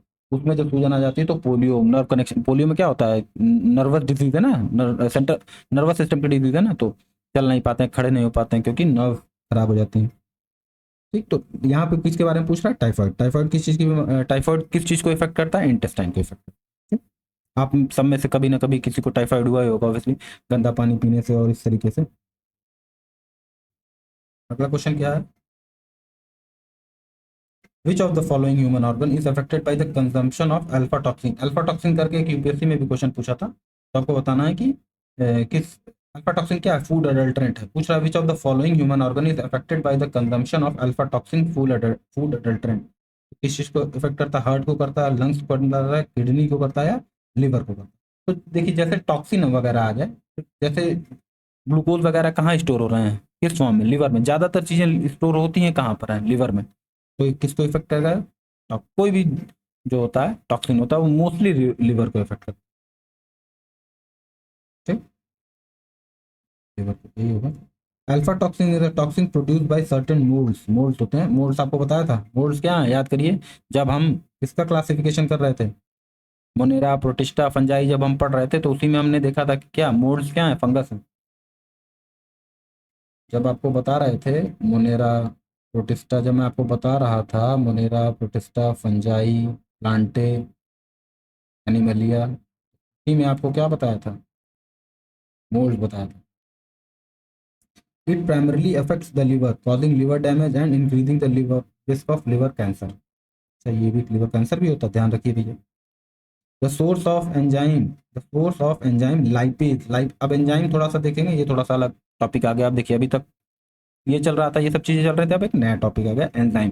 एंजाइम को देखेंगे, कई तरीके के जो मेन एंजाइम है उनको देखेंगे, कहाँ से निकलते हैं वो, उनका सोर्स क्या है, उनका वर्क क्या है एंजाइम्स का। वैसे एंजाइम का क्या है, एंजाइम होते क्या है, कैटलिस्ट की तरह काम करते हैं, कैटलिस्ट। ये क्या करते हैं, किसी रिएक्शन को लास्ट में बिना कंज्यूम हुए, लास्ट में कंज्यूम भी नहीं होता, ऐसा नहीं कि रिएक्शन में इन्वॉल्व हुए लेकिन और लास्ट में खत्म हो गए ना, लास्ट में बच भी जाते हैं।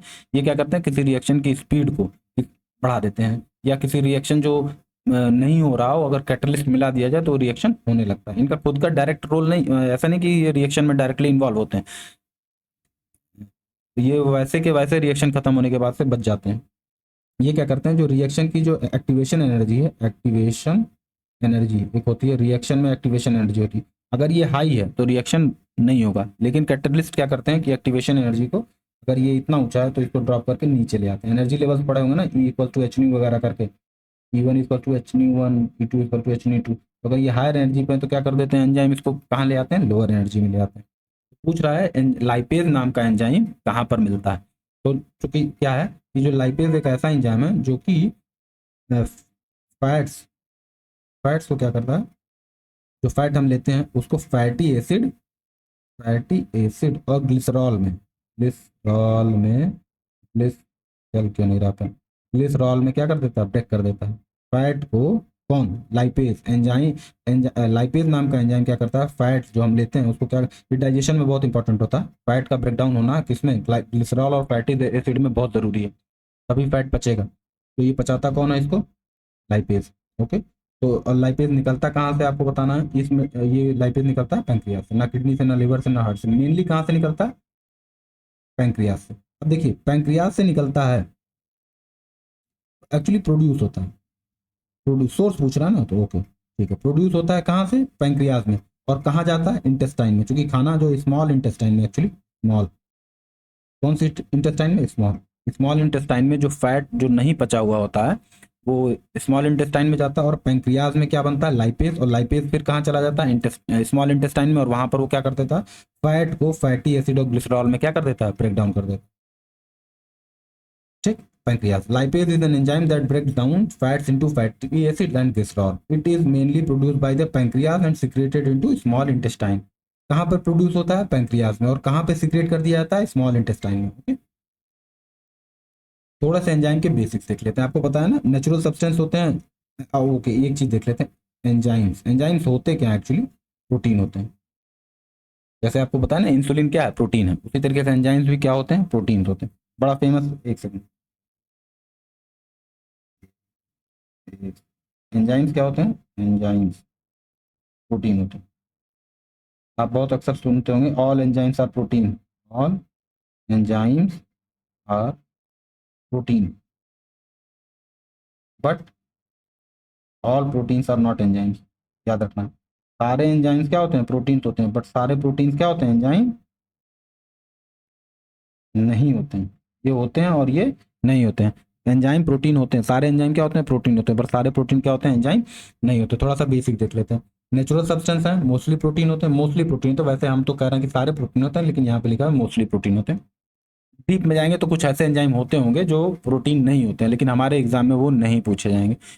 मतलब समझ रहे हैं ना, आप नीट वगैरह डॉक्टरी करने जा रहे हैं हम, तो वहाँ पे आपको मिलेगी कि कुछ, समझ रहे हैं ना, विज्ञान में एक्सेप्शन मिलता है ये, तो वो है इन लिविंग थिंग्स दैट्स। अब पता चले आप इसी के पीछे पड़ जाएं कि कौन से एंजाइम प्रोटीन नहीं होते हैं। अब ये नहीं पता है कि अमाइलेज निकलता कहाँ से, लाइपेज निकलता कहाँ से, लेकिन दुनिया भर का टेक्निकल ज्ञान लेकर के आप एक क्वेश्चन सही करके आ जा रहे हैं, तो कोई मतलब है नहीं, वो सही भी नहीं होगा, पूछेगा ही नहीं तो सही कहाँ से होगा। ठीक, इन सब के चक्करों में जो लड़के पढ़ते हैं उनका सिलेक्शन नहीं होता। ठीक, निट पिकिंग करते हैं, एक जो नहीं आ रहा है और एग्जाम, एक जो नहीं आ रहा है उनको 2 साल से उसी पे चक्कर में पड़े कि वो 2 साल से वही सीख जाए। नहीं भैया, सीखने नहीं आए हम, क्या करने आए हैं बच्चों? नौकरी पाने आए हैं, जॉब। इतनी क्राइसिस है जॉब की, मैं कोई डूम्सडे सिनेरियो नहीं दे रहा हूँ। नौकरी उन्हीं को मिलेगी जो कि उन जिनको पता हो कि क्या पढ़ने से नुकसान है, कहीं ज़्यादा पढ़ने से नुकसान तो नहीं हो रहा, तो ज़्यादा नहीं पढ़ना। रिपीटेटिव चीज़ें आती हैं हर बार। एक पीसीएस इस साल सिलेक्ट हुआ है तो अगला पीसीएस जो सिलेक्ट होगा वो भी उसी टाइप का होगा, उसी जैसा होगा। ऐसा तो नहीं कि एक साल का पीसीएस वो कुछ घटिया चीज़ पूछ लेंगे, अगले साल से एकदम स्टैंडर्ड पूछेंगे, तो ये तो एम्प्लॉय में अंतर आ जाएगा ना। सरकार चाहती कि कंटिन्यूटी बनी रहे, तो वो क्या करती, एक ही टाइप के क्वेश्चन, एक ही सिलेबस से क्वेश्चन पूछने की रिवाज है। अब लेकिन आप जब कोई आप वैज्ञानिक बन रहे हैं, म्यूजिशियन बन रहे हैं, कुछ आर्टिस्ट बन रहे हैं, तो आपको क्या होता है, अलग करना होता है। लेकिन जब आप इस तरीके का जो ये जॉब वगैरह ले रहे हैं, गवर्नमेंट जॉब ले रहे हैं, आप प्राइवेट सेक्टर में भी जाएंगे, मान लिया आप कोई ऐप बना रहे हैं, कुछ कर रहे हैं, तो आपको यूनिक होना पड़ेगा। लेकिन यहाँ अगर आप यूनिक हैं गवर्नमेंट जॉब में, तो आपको नौकरी नहीं मिलेगी। जो सब कर रहे हैं वही आपको करना, सिलेक्शन हुआ तो हुआ, नहीं तो नहीं होगा। जो सब कर रहे हैं वही आपको करना है, उसमें अगर आप सिलेक्शन ले पाए तो ले पाए, यूनिक बनने जाएंगे तो कुछ नहीं मिलेगा। ठीक, यूनिक होने का यहाँ पनिशमेंट है। गवर्नमेंट जॉब में यूनिक है अगर आप, तो आपको पनिश किया जाएगा। अगर ज्वाइन कर लिए तो उसके बाद पनिश किया जाएगा, और ज्वाइन ही नहीं करनी है क्योंकि आप एग्जाम पास ही नहीं कर पाएंगे। यूनिक लोग एग्जाम नहीं पास कर पाते हैं, खास करके बिहार पीसीएस तो नहीं पास कर पाएंगे। ठीक, कुछ भी खास नहीं आता है, वही पिछले साल पूछा गया था वही इस साल पूछा जाएगा। ठीक, मेन फीचर्स क्या हैं जरा एंजाइम्स के देख लेते हैं। वर्क इन, ये क्या हो गया, work in very small amount. Enzyme ऐसा नहीं कि भर के झोला भर के आ गया, थोड़े थोड़े काम करते हैं। हर एक एंजाइम का एक स्पेसिफिक जॉब होता है, याद रखने की बात है, हर एक एंजाइम का स्पेसिफिक जॉब होता है। अब वो स्पेसिफिक जॉब क्या होता है हमको नहीं पढ़ना, हमें बस पढ़ लेना कि हर एक एंजाइम का स्पेसिफिक जॉब होता है। एंजाइम बहुत थोड़ी मात्रा में यूज होता है, नेचुरल सब्सटेंस होता है। लगभग सारे एंजाइम क्या होते हैं, प्रोटीन होते हैं। और ये तब काम करता है जब पीएच बेस्ट हो, एक आइडियल लेवल के पीएच हो तभी काम करेगा। ठीक, एक लेवल से कम हो गया, बहुत एसिडिक हो गया तो भी एंजाइम काम करना बंद कर देगा, बहुत बेसिक हो गया तो भी एंजाइम क्या करेगा, काम करना बंद कर देगा। अब जैसे ये आपको बताया था कि रिएक्शन की स्पीड को बढ़ाते हैं तो वैसे ही रिएक्शन को की स्पीड को कम भी कर सकते हैं और यहाँ तक कि रिएक्शन की स्पीड को रोक भी सकते हैं। अब थोड़ा काम कैसे करते हैं, द सब्सटेंस फिट्स इनटू जो सब्सटेंस होता है जिसको सबस्ट्रेट बोलते हैं, fits into enzymes active site. जैसे एंजाइम होता है उसका एक साइट होता है एक्टिव, एंजाइम अंत में मॉलिक्यूल ही है ना, प्रोटीन भी अंत में क्या है, एक मॉलिक्यूल है, तो हर मॉलिक्यूल का एक एक्टिव साइट होता है, वहां पर सबस्ट्रेट जो कि दूसरा रिएक्टेंट आ रहा है वो फिट होता है, लॉक एंड की जैसे ताले में चाबी फिट हो जाती है, ऐसे ऐसे ही क्वेश्चन है एक्चुअली में। अब पढ़ने जाएंगे तो थोड़ा कुछ और है, लेकिन हम जीके में जो पढ़ते हैं वो है लॉक एंड की मैकेनिज्म है। लॉक एंड तो अगर पूछ दिया लॉक एंड की मैकेनिज्म किससे एसोसिएटेड है तो आपको क्या बताना है, एंजाइम से एसोसिएटेड है। Okay, example in humans. अब देखते हैं एमाइलेज है, ठीक। एक थोड़ा और देख लेते हैं, ज्यादातर एंजाइम का एंड किससे होता है, एज से होता है, जैसे एमाइलेज हो गया, लाइपेज हो गया, ठीक। Some have older name like pepsin, trypsin, older name भी होता है कुछ के, ये नया नेम है, एमाइलेज, लाइपेज, पेप्सिन, ट्राइप्सिन, लेकिन अगर एज लगा हुआ है तो क्या है, एंजाइम है। अच्छा, सबसे पहला एंजाइम है, एग्जांपल देख रहे हैं ह्यूमंस में जो एंजाइम होते हैं उनके एग्जांपल देख रहे हैं। सलाइवरी एमाइलेज, सलाइवा कहाँ से निकलता है, मुंह से निकलता है, तो इतना याद रहेगा आपको। Salivary and amylase break starch into sugar in mouth. जैसे ही हम खाना खाते हैं जो कि स्टार्च हैवी फूड होता है, जब हम खाते हैं हर फूड में स्टार्च होता है, वो क्या कर देता है, स्टार्च को किसमें ब्रेक कर देता है, शुगर में। मुंह में ही हमारा डाइजेशन शुरू हो जाता है, डाइजेशन, ये बहुत क्वेश्चन पूछता है, डाइजेशन स्टार्ट्स इन माउथ। अब ऐसा नहीं कि प्रोटीन माउथ में जो है डाइजेस्ट होना शुरू हो जाएगा, नहीं, माउथ कम से कम तोड़ देगा तो क्या होता है कि सरफेस एरिया बढ़ जाती है, जिससे रिएक्शन की जगह बढ़ जाती है, तो माउथ में ही क्या होता है, डाइजेशन शुरू हो जाता है। और पहला डाइजेशन क्या होता है, स्टार्च का ब्रेक होना किसमें, ग्लूकोज में। डाइजेशन एक्चुअली में होता यही है कि कॉम्प्लेक्स कंपाउंड्स या मॉलिक्यूल्स या जो भी हैं उनका सिंपल कंपाउंड में ब्रेक कर जाना, सिंपल इनऑर्गेनिक कंपाउंड में ब्रेक करेगा तभी शरीर उसको क्या करेगा, यूज करता है, ठीक। तो सलाइवरी एमाइलेज निकलता है कहाँ पे, माउथ में निकलता है, और ये क्या करता है, स्टार्च को किसमें तोड़ देता है, शुगर में, स्टार्च को शुगर में यानी कि ग्लूकोज में तोड़ता है। अब वो ग्लूकोज अंदर जाता है तो जो यूज हुआ एटीपी में बन के, और जो नहीं यूज हुआ किस में बन जाता है, आपको पता है लिवर या मसल्स में किस रूप में स्टोर हो जाता है, ग्लाइकोजन में, पेप्सिन। अब पेप्सिन क्या करता है, पेप्सिन और प्रोटीन एक जैसा साउंड कर रहा है, तो आप याद रखिए जैसे सलाइवरी एमाइलेज स्टार्च को किस में ब्रेक कर देता है, शुगर में, उसी तरीके से पेप्सिन भी किसको ब्रेक कर देता है, प्रोटीन अमाइनो एसिड्स में ब्रेक करना शुरू कर देता है। तो स्टमक में, और पेप्सिन कहाँ निकलता है, स्टमक में। सलाइवरी एमाइलेज कहाँ निकलता है, माउथ में। पेप्सिन कहाँ पे निकलता है, पेट में। पेप्सिन करता क्या है, प्रोटीन को ब्रेक करता है। लाइपेज, जैसे एमाइलेज था वैसे ही क्या है, लाइपेज। अब ये कहाँ, लाइपेज आपको पीछे बताया था, पैंक्रियाज में निकलता है, पैंक्रियाज में प्रोड्यूस होता है, पैंक्रियाज में प्रोड्यूस होता है, लेकिन जाता कहाँ पर है, स्मॉल इंटेस्टाइन में। स्मॉल इंटेस्टाइन में जाता है और क्या करता है, स्मॉल इंटेस्टाइन में फैट को, आपको पीछे बताया, फैट को किसमें कन्वर्ट कर देता है, फैटी एसिड्स में या ग्लिसरॉल में। एक्चुअली फैटी एसिड और ग्लिसरॉल लगभग एक ही चीज है, ठीक। सम है वोल्टर्स नेम पेप्सिन एंड ट्राइप्सिन। अब जरा आप ट्राइप्सिन भी देखते हैं, पेप्सिन कहाँ से निकलता है, पेप्सिन जो है प्रोटीन है, प्रोटीन को क्या कर देता है, सॉरी, पेप्सिन प्रोटीन को स्टमक में ब्रेक करना शुरू कर देता है, यानी प्रोटीन का पाचन, प्रोटीन का डाइजेशन सबसे पहले कहाँ शुरू होता है, स्टमक में। स्टार्च का डाइजेशन किस में शुरू हो जाता है, माउथ में शुरू हो जाता है, ठीक। जो सबसे लास्ट में डाइजेशन होता है वो इंटेस्टाइन, स्मॉल इंटेस्टाइन में शुरू होता है, और उसके बाद से जो डाइजेस्ट नहीं होता, अभी आपको जब मैं डाइजेशन पढ़ाऊंगा तो देखेंगे, और जो डाइजेस्ट नहीं होता वो कहाँ पे चला जाता है, लार्ज इंटेस्टाइन में, और फिर गंदगी के रूप में बाहर चला जाता है। ओके, ये एक छोटा सा टेबल दे रखा है, अच्छा हाँ ये बढ़िया है। देखिए सलाइवरी एमाइलेज, इसको पटाइलिन बोलते हैं, ये फालतू में लिखा हुआ है, ये बस आपको एमाइलेज याद रखना है। अभी देखेंगे एमाइलेज दो टाइप के होते हैं मेरे ख्याल से, यहाँ पे एमाइलेज है, एक और एमाइलेज होगा, एक और एमाइलेज लग रहा है मैंने डिलीट कर दिया उसको, ठीक है। सलाइवरी एमाइलेज इसको देख रहे हैं, तो आप देख रहा है, एक सेकंड रुपये साफ नहीं, हाँ ठीक है। सलेवरी एमाइलेज, ये सलेवरी ग्लैंड से निकलता है। सलेवरी ग्लैंड्स क्या होते हैं, पोर्टाइड होते हैं, सब मैंडिबुलर होता है और सब लिंगुअल होता है, ये सब मुंह के अंदर होते हैं। ये क्या करता है, स्टार्च को किसमें तोड़ देता है, माल्टोज में, क्या, माल्टोज शुगर होता है, ठीक है। स्टार्च को किसमें तोड़ देता है, माल्टोज, और माल्टोज क्या है, शुगर। पेप्सिन आपको पता है ना, स्टमक में करता है। ये क्या करता है, ये पेप्सिन एक्टिवेट कैसे होता है, जो स्टमक में एसिड होता है वो पेप्सिन को एक्टिवेट कर देता है। और ये क्या करता है, प्रोटीन को स्मॉलर पेप्टाइड्स में तोड़ देता है, और स्मॉलर पेप्टाइड्स ही किस में टूट जाते हैं, अमीनो एसिड्स में। ओके, अब अच्छा हाँ, ये देखिए सलाइवरी एमाइलेज है और ये पैंक्रियाटिक एमाइलेज है, ध्यान दीजिए। सलाइवरी एमाइलेज किसमें है, यही सामने था, मैंने देख पा रहा था। Salivary element amylase salivary gland से निकलता है और स्टार्च को किसमें तोड़ देता है, माल्टोज में। पैंक्रियाटिक एमाइलेज क्या करता है, पैंक्रियाज से निकलता है और क्या करता है, अगेन जो स्टार्च, ये जो बचा हुआ स्टार्च है, सारा तो स्टार्च नहीं डाइजेस्ट हो जाता मुंह में ही ना, तो किसमें तोड़ देता है, माल्टोज में, स्मॉल इंटेस्टाइन में, ट्राइप्सिन। पैंक्रियाज से निकलता है, पैंक्रियाज से ट्राइप्सिन निकलता है और स्मॉल इंटेस्टाइन में स्टार्च को माल्टोज में तोड़ देता है। ऐसे ही ये बकवास है, ये नहीं देखना, ये भी बेकार है। लाइपेज आपको याद रखना, लाइपेज कहाँ से निकलता है, पीछे आपको बताया पैंक्रियाज। अभी इतना कठिन है, नहीं पूछेगा। ये क्या करता है, फैट्स को ग्लिसरॉल और फैटी एसिड में तोड़ देता है। कौन, लाइपेज। निकलता कहाँ से है, निकलता कहाँ से है, पैंक्रियाज। ऐसे ही न्यूक्लियस होता है, न्यूक्लियस भी कहाँ से निकलता है, पैंक्रियाज से निकलता है। और ये क्या करता है, पैंक्रियाज से निकलता है ना, break down DNA and RNA into nucleotides, nucleotides में तोड़ देता है। किसको, डीएनए और आरएनए को। उसी तरीके से मॉल्टेज होता है, मॉल्टेज कहाँ से निकलता है, स्मॉल इंटेस्टाइन से। स्मॉल, अभी आप पढ़ेंगे जब इंटेस्टाइन के बारे में, तो उसमें म्यूकोसा, जैसे हमारे नाक में म्यूकोस टाइप का बनता है, वैसे इंटेस्टाइन में भी बनता है, उसको इंटेस्टिनियल म्यूकोसा बोलते हैं।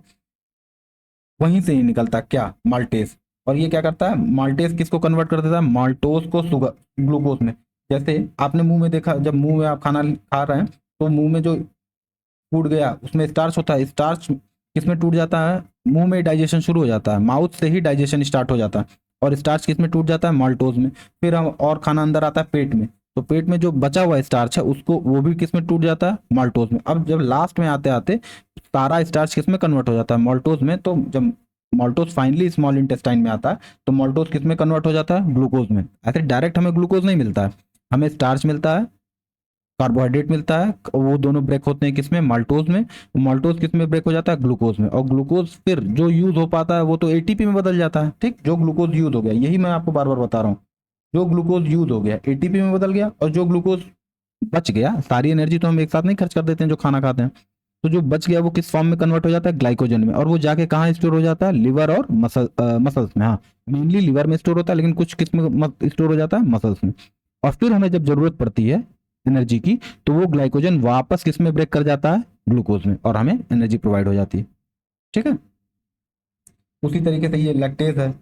अब सारा स्टार्च माल्टोज में नहीं कन्वर्ट होता, कुछ स्टार्च किस में कन्वर्ट हो जाता है, लैक्टोज में कन्वर्ट होता है। जब हम दूध वगैरह पीते हैं जिसमें लैक्टोज होता है, तब हमें लैक्टेज नाम का एंजाइम की जरूरत पड़ती है। वो निकलता कहाँ से, स्मॉल इंटेस्टाइन से। जो भी मॉल्टेज है, लैक्टेज है और सुक्रेज है, ये सब कहाँ से निकलते हैं, स्मॉल इंटेस्टाइन से। इनका काम क्या होता है, अगर माल्टेज है तो माल्टोज को किस में ब्रेक कर देगा, ग्लूकोज में। अगर लैक्टेज है तो लैक्टोज को किस में ब्रेक कर देगा, ग्लूकोज में। अगर सुक्रेज है तो जो सुक्रोज है उसको किस में ब्रेक कर देगा, फ्रक्टोज और ग्लूकोज दोनों में। ठीक है, याद रखना, शुगर में ही अंत में आएगा, और शुगर ही शरीर कंज्यूम करता है। एक आधे, ये जो थे, ये जो हाँ आपको एंजाइम दिख रहे थे, ये 8-10 एंजाइम, ये डाइजेस्टिव एंजाइम्स थे। इनका काम है डाइजेशन का, डाइजेस्टिव एंजाइम्स। उसी तरीके से कुछ एंजाइम जो होते हैं वो ब्लड से निकलते हैं। ठीक, ये ब्लड से है मेरे ख्याल से, हाँ ये ब्लड वाले एंजाइम है, जो ब्लड में काम आते हैं। तो ये एंजाइम है, ये उनके नाम है। ठीक, जैसे थ्रोम्बिन नाम का एंजाइम होता है, ये कहाँ से निकलता है, ब्लड प्लाज्मा से। जब हम सर्कुलेटरी सिस्टम पढ़ेंगे तो उसमें देखेंगे कि ब्लड प्लाज्मा क्या होता है, ब्लड प्लाज्मा से निकलता है। ये क्या करता है, ये फाइब्रोनोजेन नाम का एक प्रोटीन होता है, इसको किस में कन्वर्ट कर देता है, फाइब्रिन में। क्लॉटिंग के टाइम में इसका यूज होता है।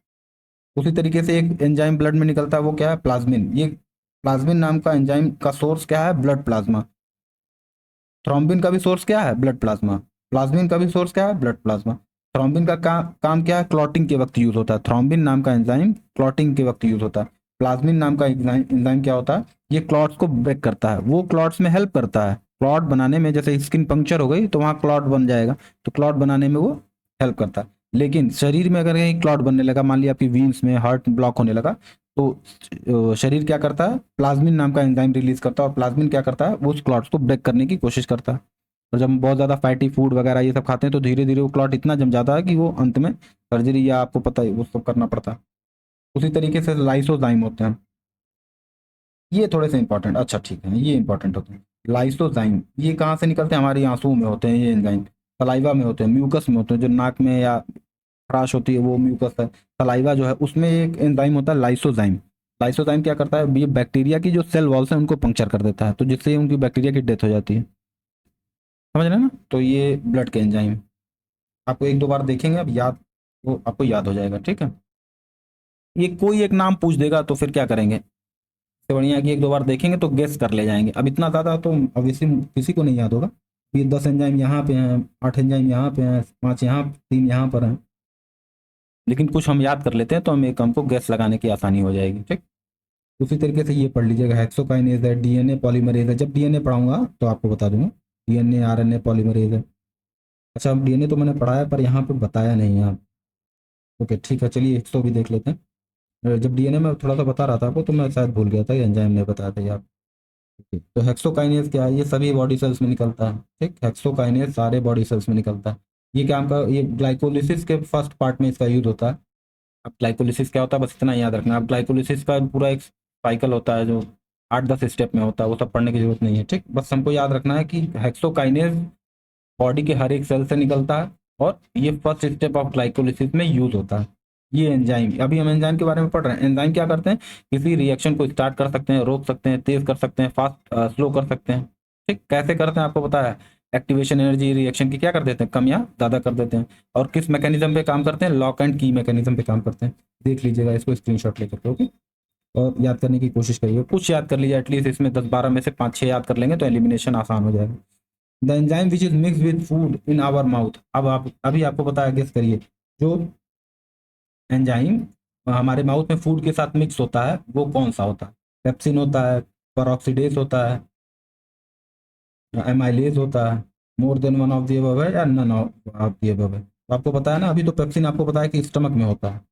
स्टमक में क्या करता है, प्रोटीन को किस में ब्रेक करता है, पेप्टाइड में। प्रोटीन को किस में ब्रेक करता है, पेप्टाइड में। तो ये तो आंसर नहीं होगा। पेरोक्सीडेज तो अभी कहीं पढ़ा ही है, अभी पढ़ा ही नहीं है कहीं।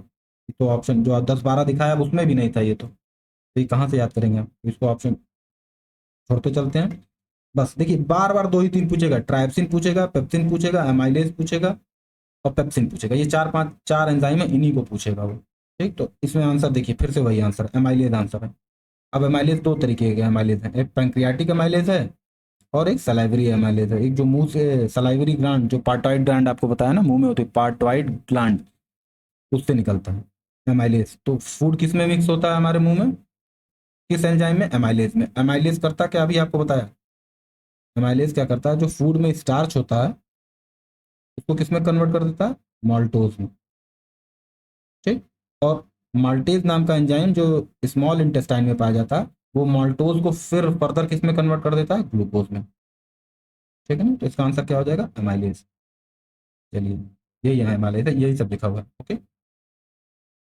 34वां नंबर क्वेश्चन है, which of the following acid is secreted in the stomach. Stomach में कौन सा एसिड सिक्रेट किया जाता है, कौन सा एसिड सिक्रेट होता है। तो अभी पीछे हमने देखा था कौन सा एसिड था, हाइड्रोक्लोरिक एसिड। जो स्टमक का एसिड है वो हाइड्रोक्लोरिक एसिड है, ठीक। अब इसका क्या है, स्टमक सल्फ्यूरिक एसिड नहीं होता है, नाइट्रिक एसिड नहीं होता है, फास्फोरिक एसिड नहीं होता, हाइड्रोक्लोरिक एसिड ही आंसर है, सॉरी ये आंसर होगा, ठीक। कौन सा एसिड होगा, हाइड्रोक्लोरिक एसिड। अब ये जो है स्टमक हमारा कौन सा एसिड सिक्रेट करता है, हाइड्रोक्लोरिक एसिड। अब ये एसिड क्या करता है कि जो फूड में बैक्टीरिया वगैरह पास होकर चले आए हैं उनको भी खत्म कर देता है, और कई सारे एंजाइम को भी जैसे पेप्सिन एंजाइम आपको पीछे पढ़ाया, वो कैसे एक्टिवेट होता है, पेप्सिन, चूंकि पेप्सिन एंजाइम आपको पढ़ाया ना, प्रोटीन को ब्रेक करता है किसमें, पेप्टाइड में। वो पेप्सिनोजेन फॉर्म में होता है, पेप्सिनोजेन। अगर HCl ना निकले, जैसे किसी किसी का जब हाजमा वगैरह खराब होता है बढ़िया से जो है ये एसिड नहीं बनता है, तो वो उनका प्रोटीन डाइजेशन नहीं होता। क्यों, क्योंकि जो पेप्सिनोजेन है वो ब्रेक डाउन तभी होगा जब हाइड्रोक्लोरिक या एसिडिक एनवायरनमेंट होगा, तभी पेप्सिनोजेन किस में कन्वर्ट होगा, पेप्सिन में, और तभी प्रोटीन का क्या होगा, डाइजेशन होगा। प्रोटीन पेप्टाइड, प्रोटीन से सिंपल क्या होता है, पेप्टाइड, और पेप्टाइड से भी सिंपल क्या हो जाएगा, अमाइनो एसिड। तो उनको ब्रेक डाउन करने के लिए हमें कुछ एंजाइम चाहिए होते हैं ना। अभी आपको बताया कि एंजाइम क्या करते हैं, किसी रिएक्शन को तेज करते हैं, फास्ट करते हैं, स्लो करते हैं। तो ये जो डाइजेशन एक केमिकल रिएक्शन है और कुछ नहीं है, डाइजेशन इज सिंपली एक केमिकल रिएक्शन।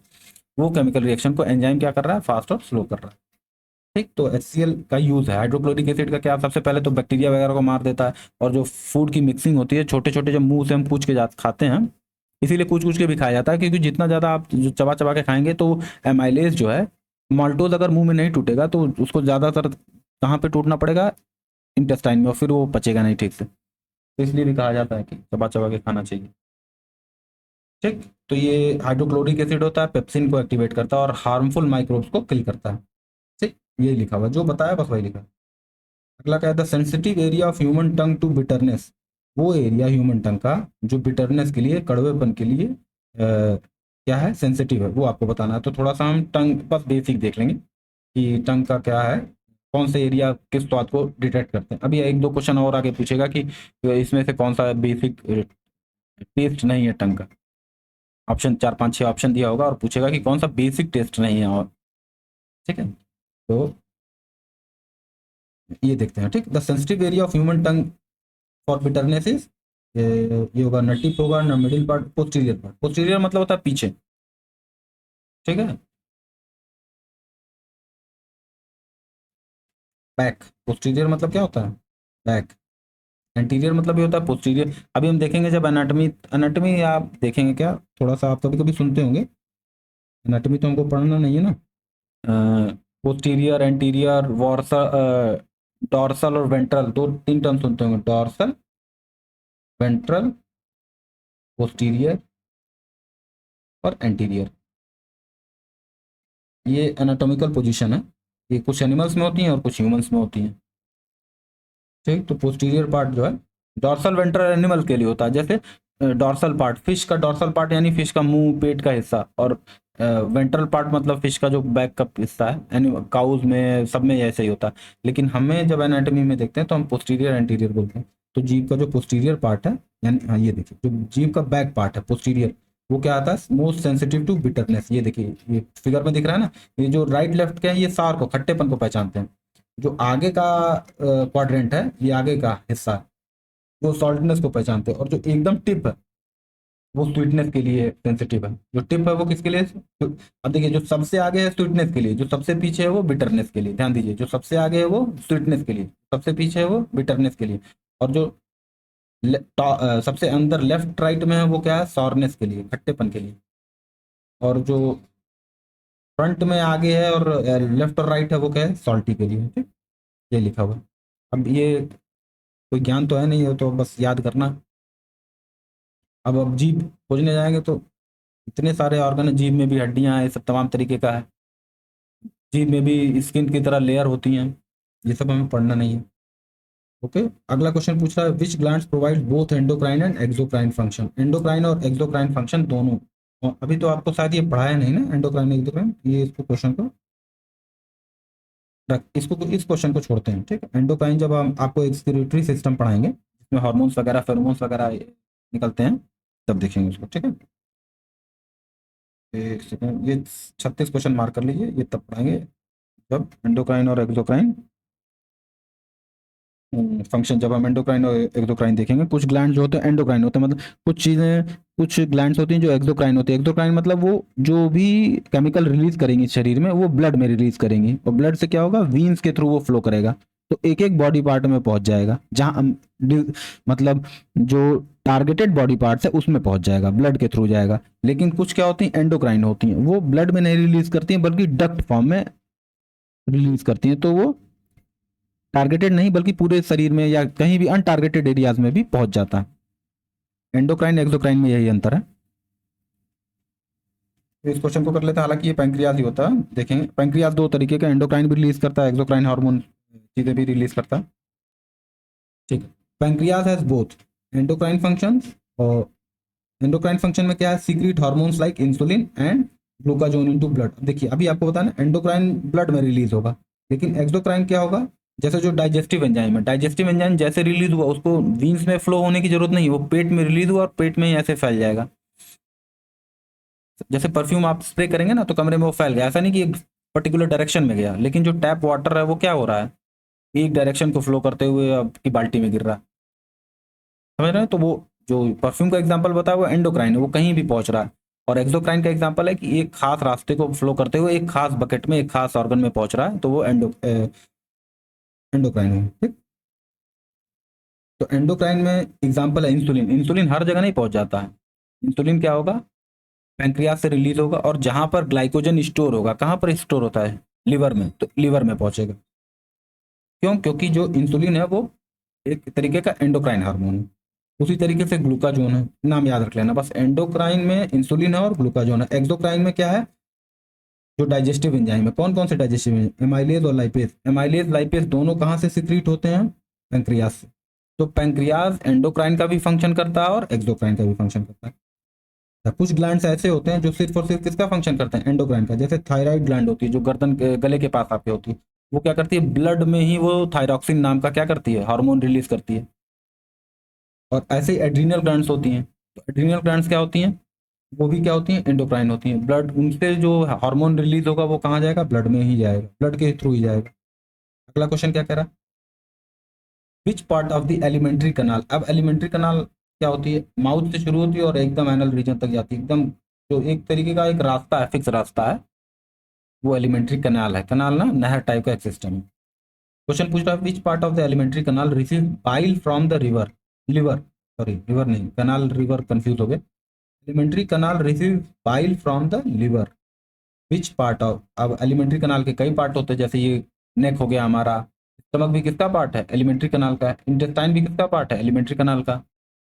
ठीक, तो डाइजे तो ये जब क्या बोलते हैं, ये बाइल पूछ रहा, ओके। बाइल जो है एलिमेंट्री कनाल के किस पार्ट से रिसीव होता है, लिवर से, ओके। बाइल जूस इससे पता, आपको पता है ना, बाइल जूस कहाँ से निकलता है, स्मॉल इंटेस्टाइन से। अच्छा, बाइल बनता कहाँ पर है, लिवर में, और रिलीज कहाँ पर होता है, स्मॉल इंटेस्टाइन में। स्मॉल इंटेस्टाइन में नाम याद रखना आपको, स्मॉल इंटेस्टाइन में एक ऑर्गन होता है, उसको बोलते हैं ड्यूडेनम। ड्यूडेनम क्या स्पेलिंग होती है, DUDENUM, ड्यूडेनम में। वहां पर रिलीज होता है, लिवर में बनता है कौन, बाइल, और रिलीज कहाँ पर होता है, ड्यूडेनम में। और करता क्या है बाइल, बाइल क्या करता है, फैट का एब्जॉर्प्शन करता है। फैट का क्या करता है, एब्जॉर्प्शन करता है, डाइजेशन करता है फैट का, यही लिखा हुआ है, ठीक। अच्छा, लार्ज इंटेस्टाइन क्या करता है, लार्ज, जब पूरा खाना लगभग खाना पच के जब लार्ज इंटेस्टाइन में आता है तो उसमें जो वाटर और थोड़े बहुत जो न्यूट्रिएंट्स नहीं हुए हैं वो एब्जॉर्ब करता है। मेनली मेन एब्जॉर्प्शन कहाँ पर हो जाता है, स्मॉल इंटेस्टाइन में। और जो बचा कुचा जो पानी वानी बचा है, जो पानी एब्जॉर्ब नहीं कर पाया, वो कहाँ पे एब्जॉर्ब होता है, लार्ज इंटेस्टाइन में, ठीक। तो याद रखिए, बाइल, बाइल जो है वो बनता कहाँ पर है, लिवर में, और यूज कहाँ पर होता है, स्मॉल इंटेस्टाइन में, स्मॉल इंटेस्टाइन में, ठीक। और किस काम में आता है, ये फैट को ब्रेक, फैट के डाइजेशन में, या ब्रेक डाउन या डाइजेशन एक ही चीज होता है, ठीक। टूटना ही डाइजेशन है, ओके। कॉम्प्लेक्स फूड का सिंपल उसमें टूट जाना, सिंपल फॉर्म में टूट जाना ही क्या होता है, डाइजेशन होता है। अगला question, the enzyme which is mixed with food, the enzyme which is mixed with food in our mouth is, पीछे तो करा है एमाइलेज, ठीक। एक second, which of the following is not an endocrine gland. Endocrine gland कौन सी नहीं है, एक्सोक्राइन कौन सी है, एंडोक्राइन कौन सी है, आपको बताया था। एंडोक्राइन ग्लैंड कौन सी नहीं है, आपको बताना है, थायराइड है कि पिट्यूटरी है, लैक्रीमल है। लैक्रीमल आंसुओं के ग्लैंड्स को हमारी आंखों के किनारे पर होते हैं। पिट्यूटरी ब्रेन में होता है। थायराइड जो होता है, थायराइड अभी आपको बताया है, थायराइड क्या है, एंडोक्राइन है ना, क्योंकि जो भी चीज़ें, जो भी हार्मोन निकलता है इससे कहाँ से जाता है, ब्लड में। पिट्यूटरी भी कैसा है, एंडोक्राइन है। अब जो आंसू निकलता है वो क्या ब्लड में जाता है, बाहर निकल जाता है ना। तो लैक्रीमल क्या हो जाएगा, lacrimal is an exocrine gland, exocrine gland, ग्रंथि, ठीक, लैक्रीमल, ओके। देखो ये लिखा है, lacrimal gland produces tears not hormones, it is an exocrine gland.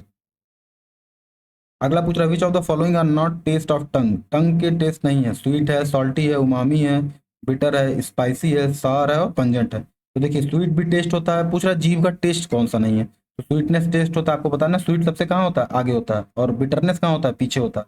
साउरनेस कहाँ होता है, पीछे लेफ्ट और राइट में होता है, और सॉल्टी कहाँ होता है, आगे लेफ्ट और राइट में होता है। तो sweet, salty, bitter, spicy, umami, spicy नहीं, उमामी और सार, ये दोनों, ये चारों तो क्या है, टंग के टेस्ट है, पर स्पाइसी और पंजेंट क्या है, टंग के टेस्ट नहीं है। तो ऑप्शन क्या हो जाएगा, डी 4 एंड 7। क्यों नहीं है, क्योंकि ये स्पाइसी और पंजेंट क्या है, टेस्ट नहीं है बल्कि सेंसेशन है।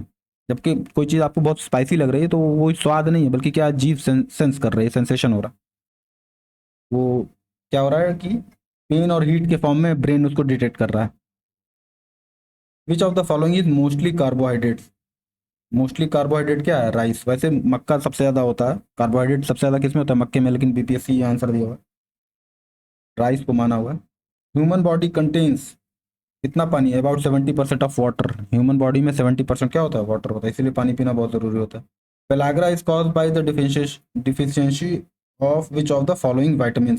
किस विटामिन की कमी से पेलाग्रा नाम की डिसीज होती है? ठीक है, तो क्वेश्चन नंबर 44 तक, क्वेश्चन नंबर 43 तक कर लिया है, इसको यहीं एंड करते हैं, अगले लेक्चर में रिकॉर्ड करेंगे। ओके।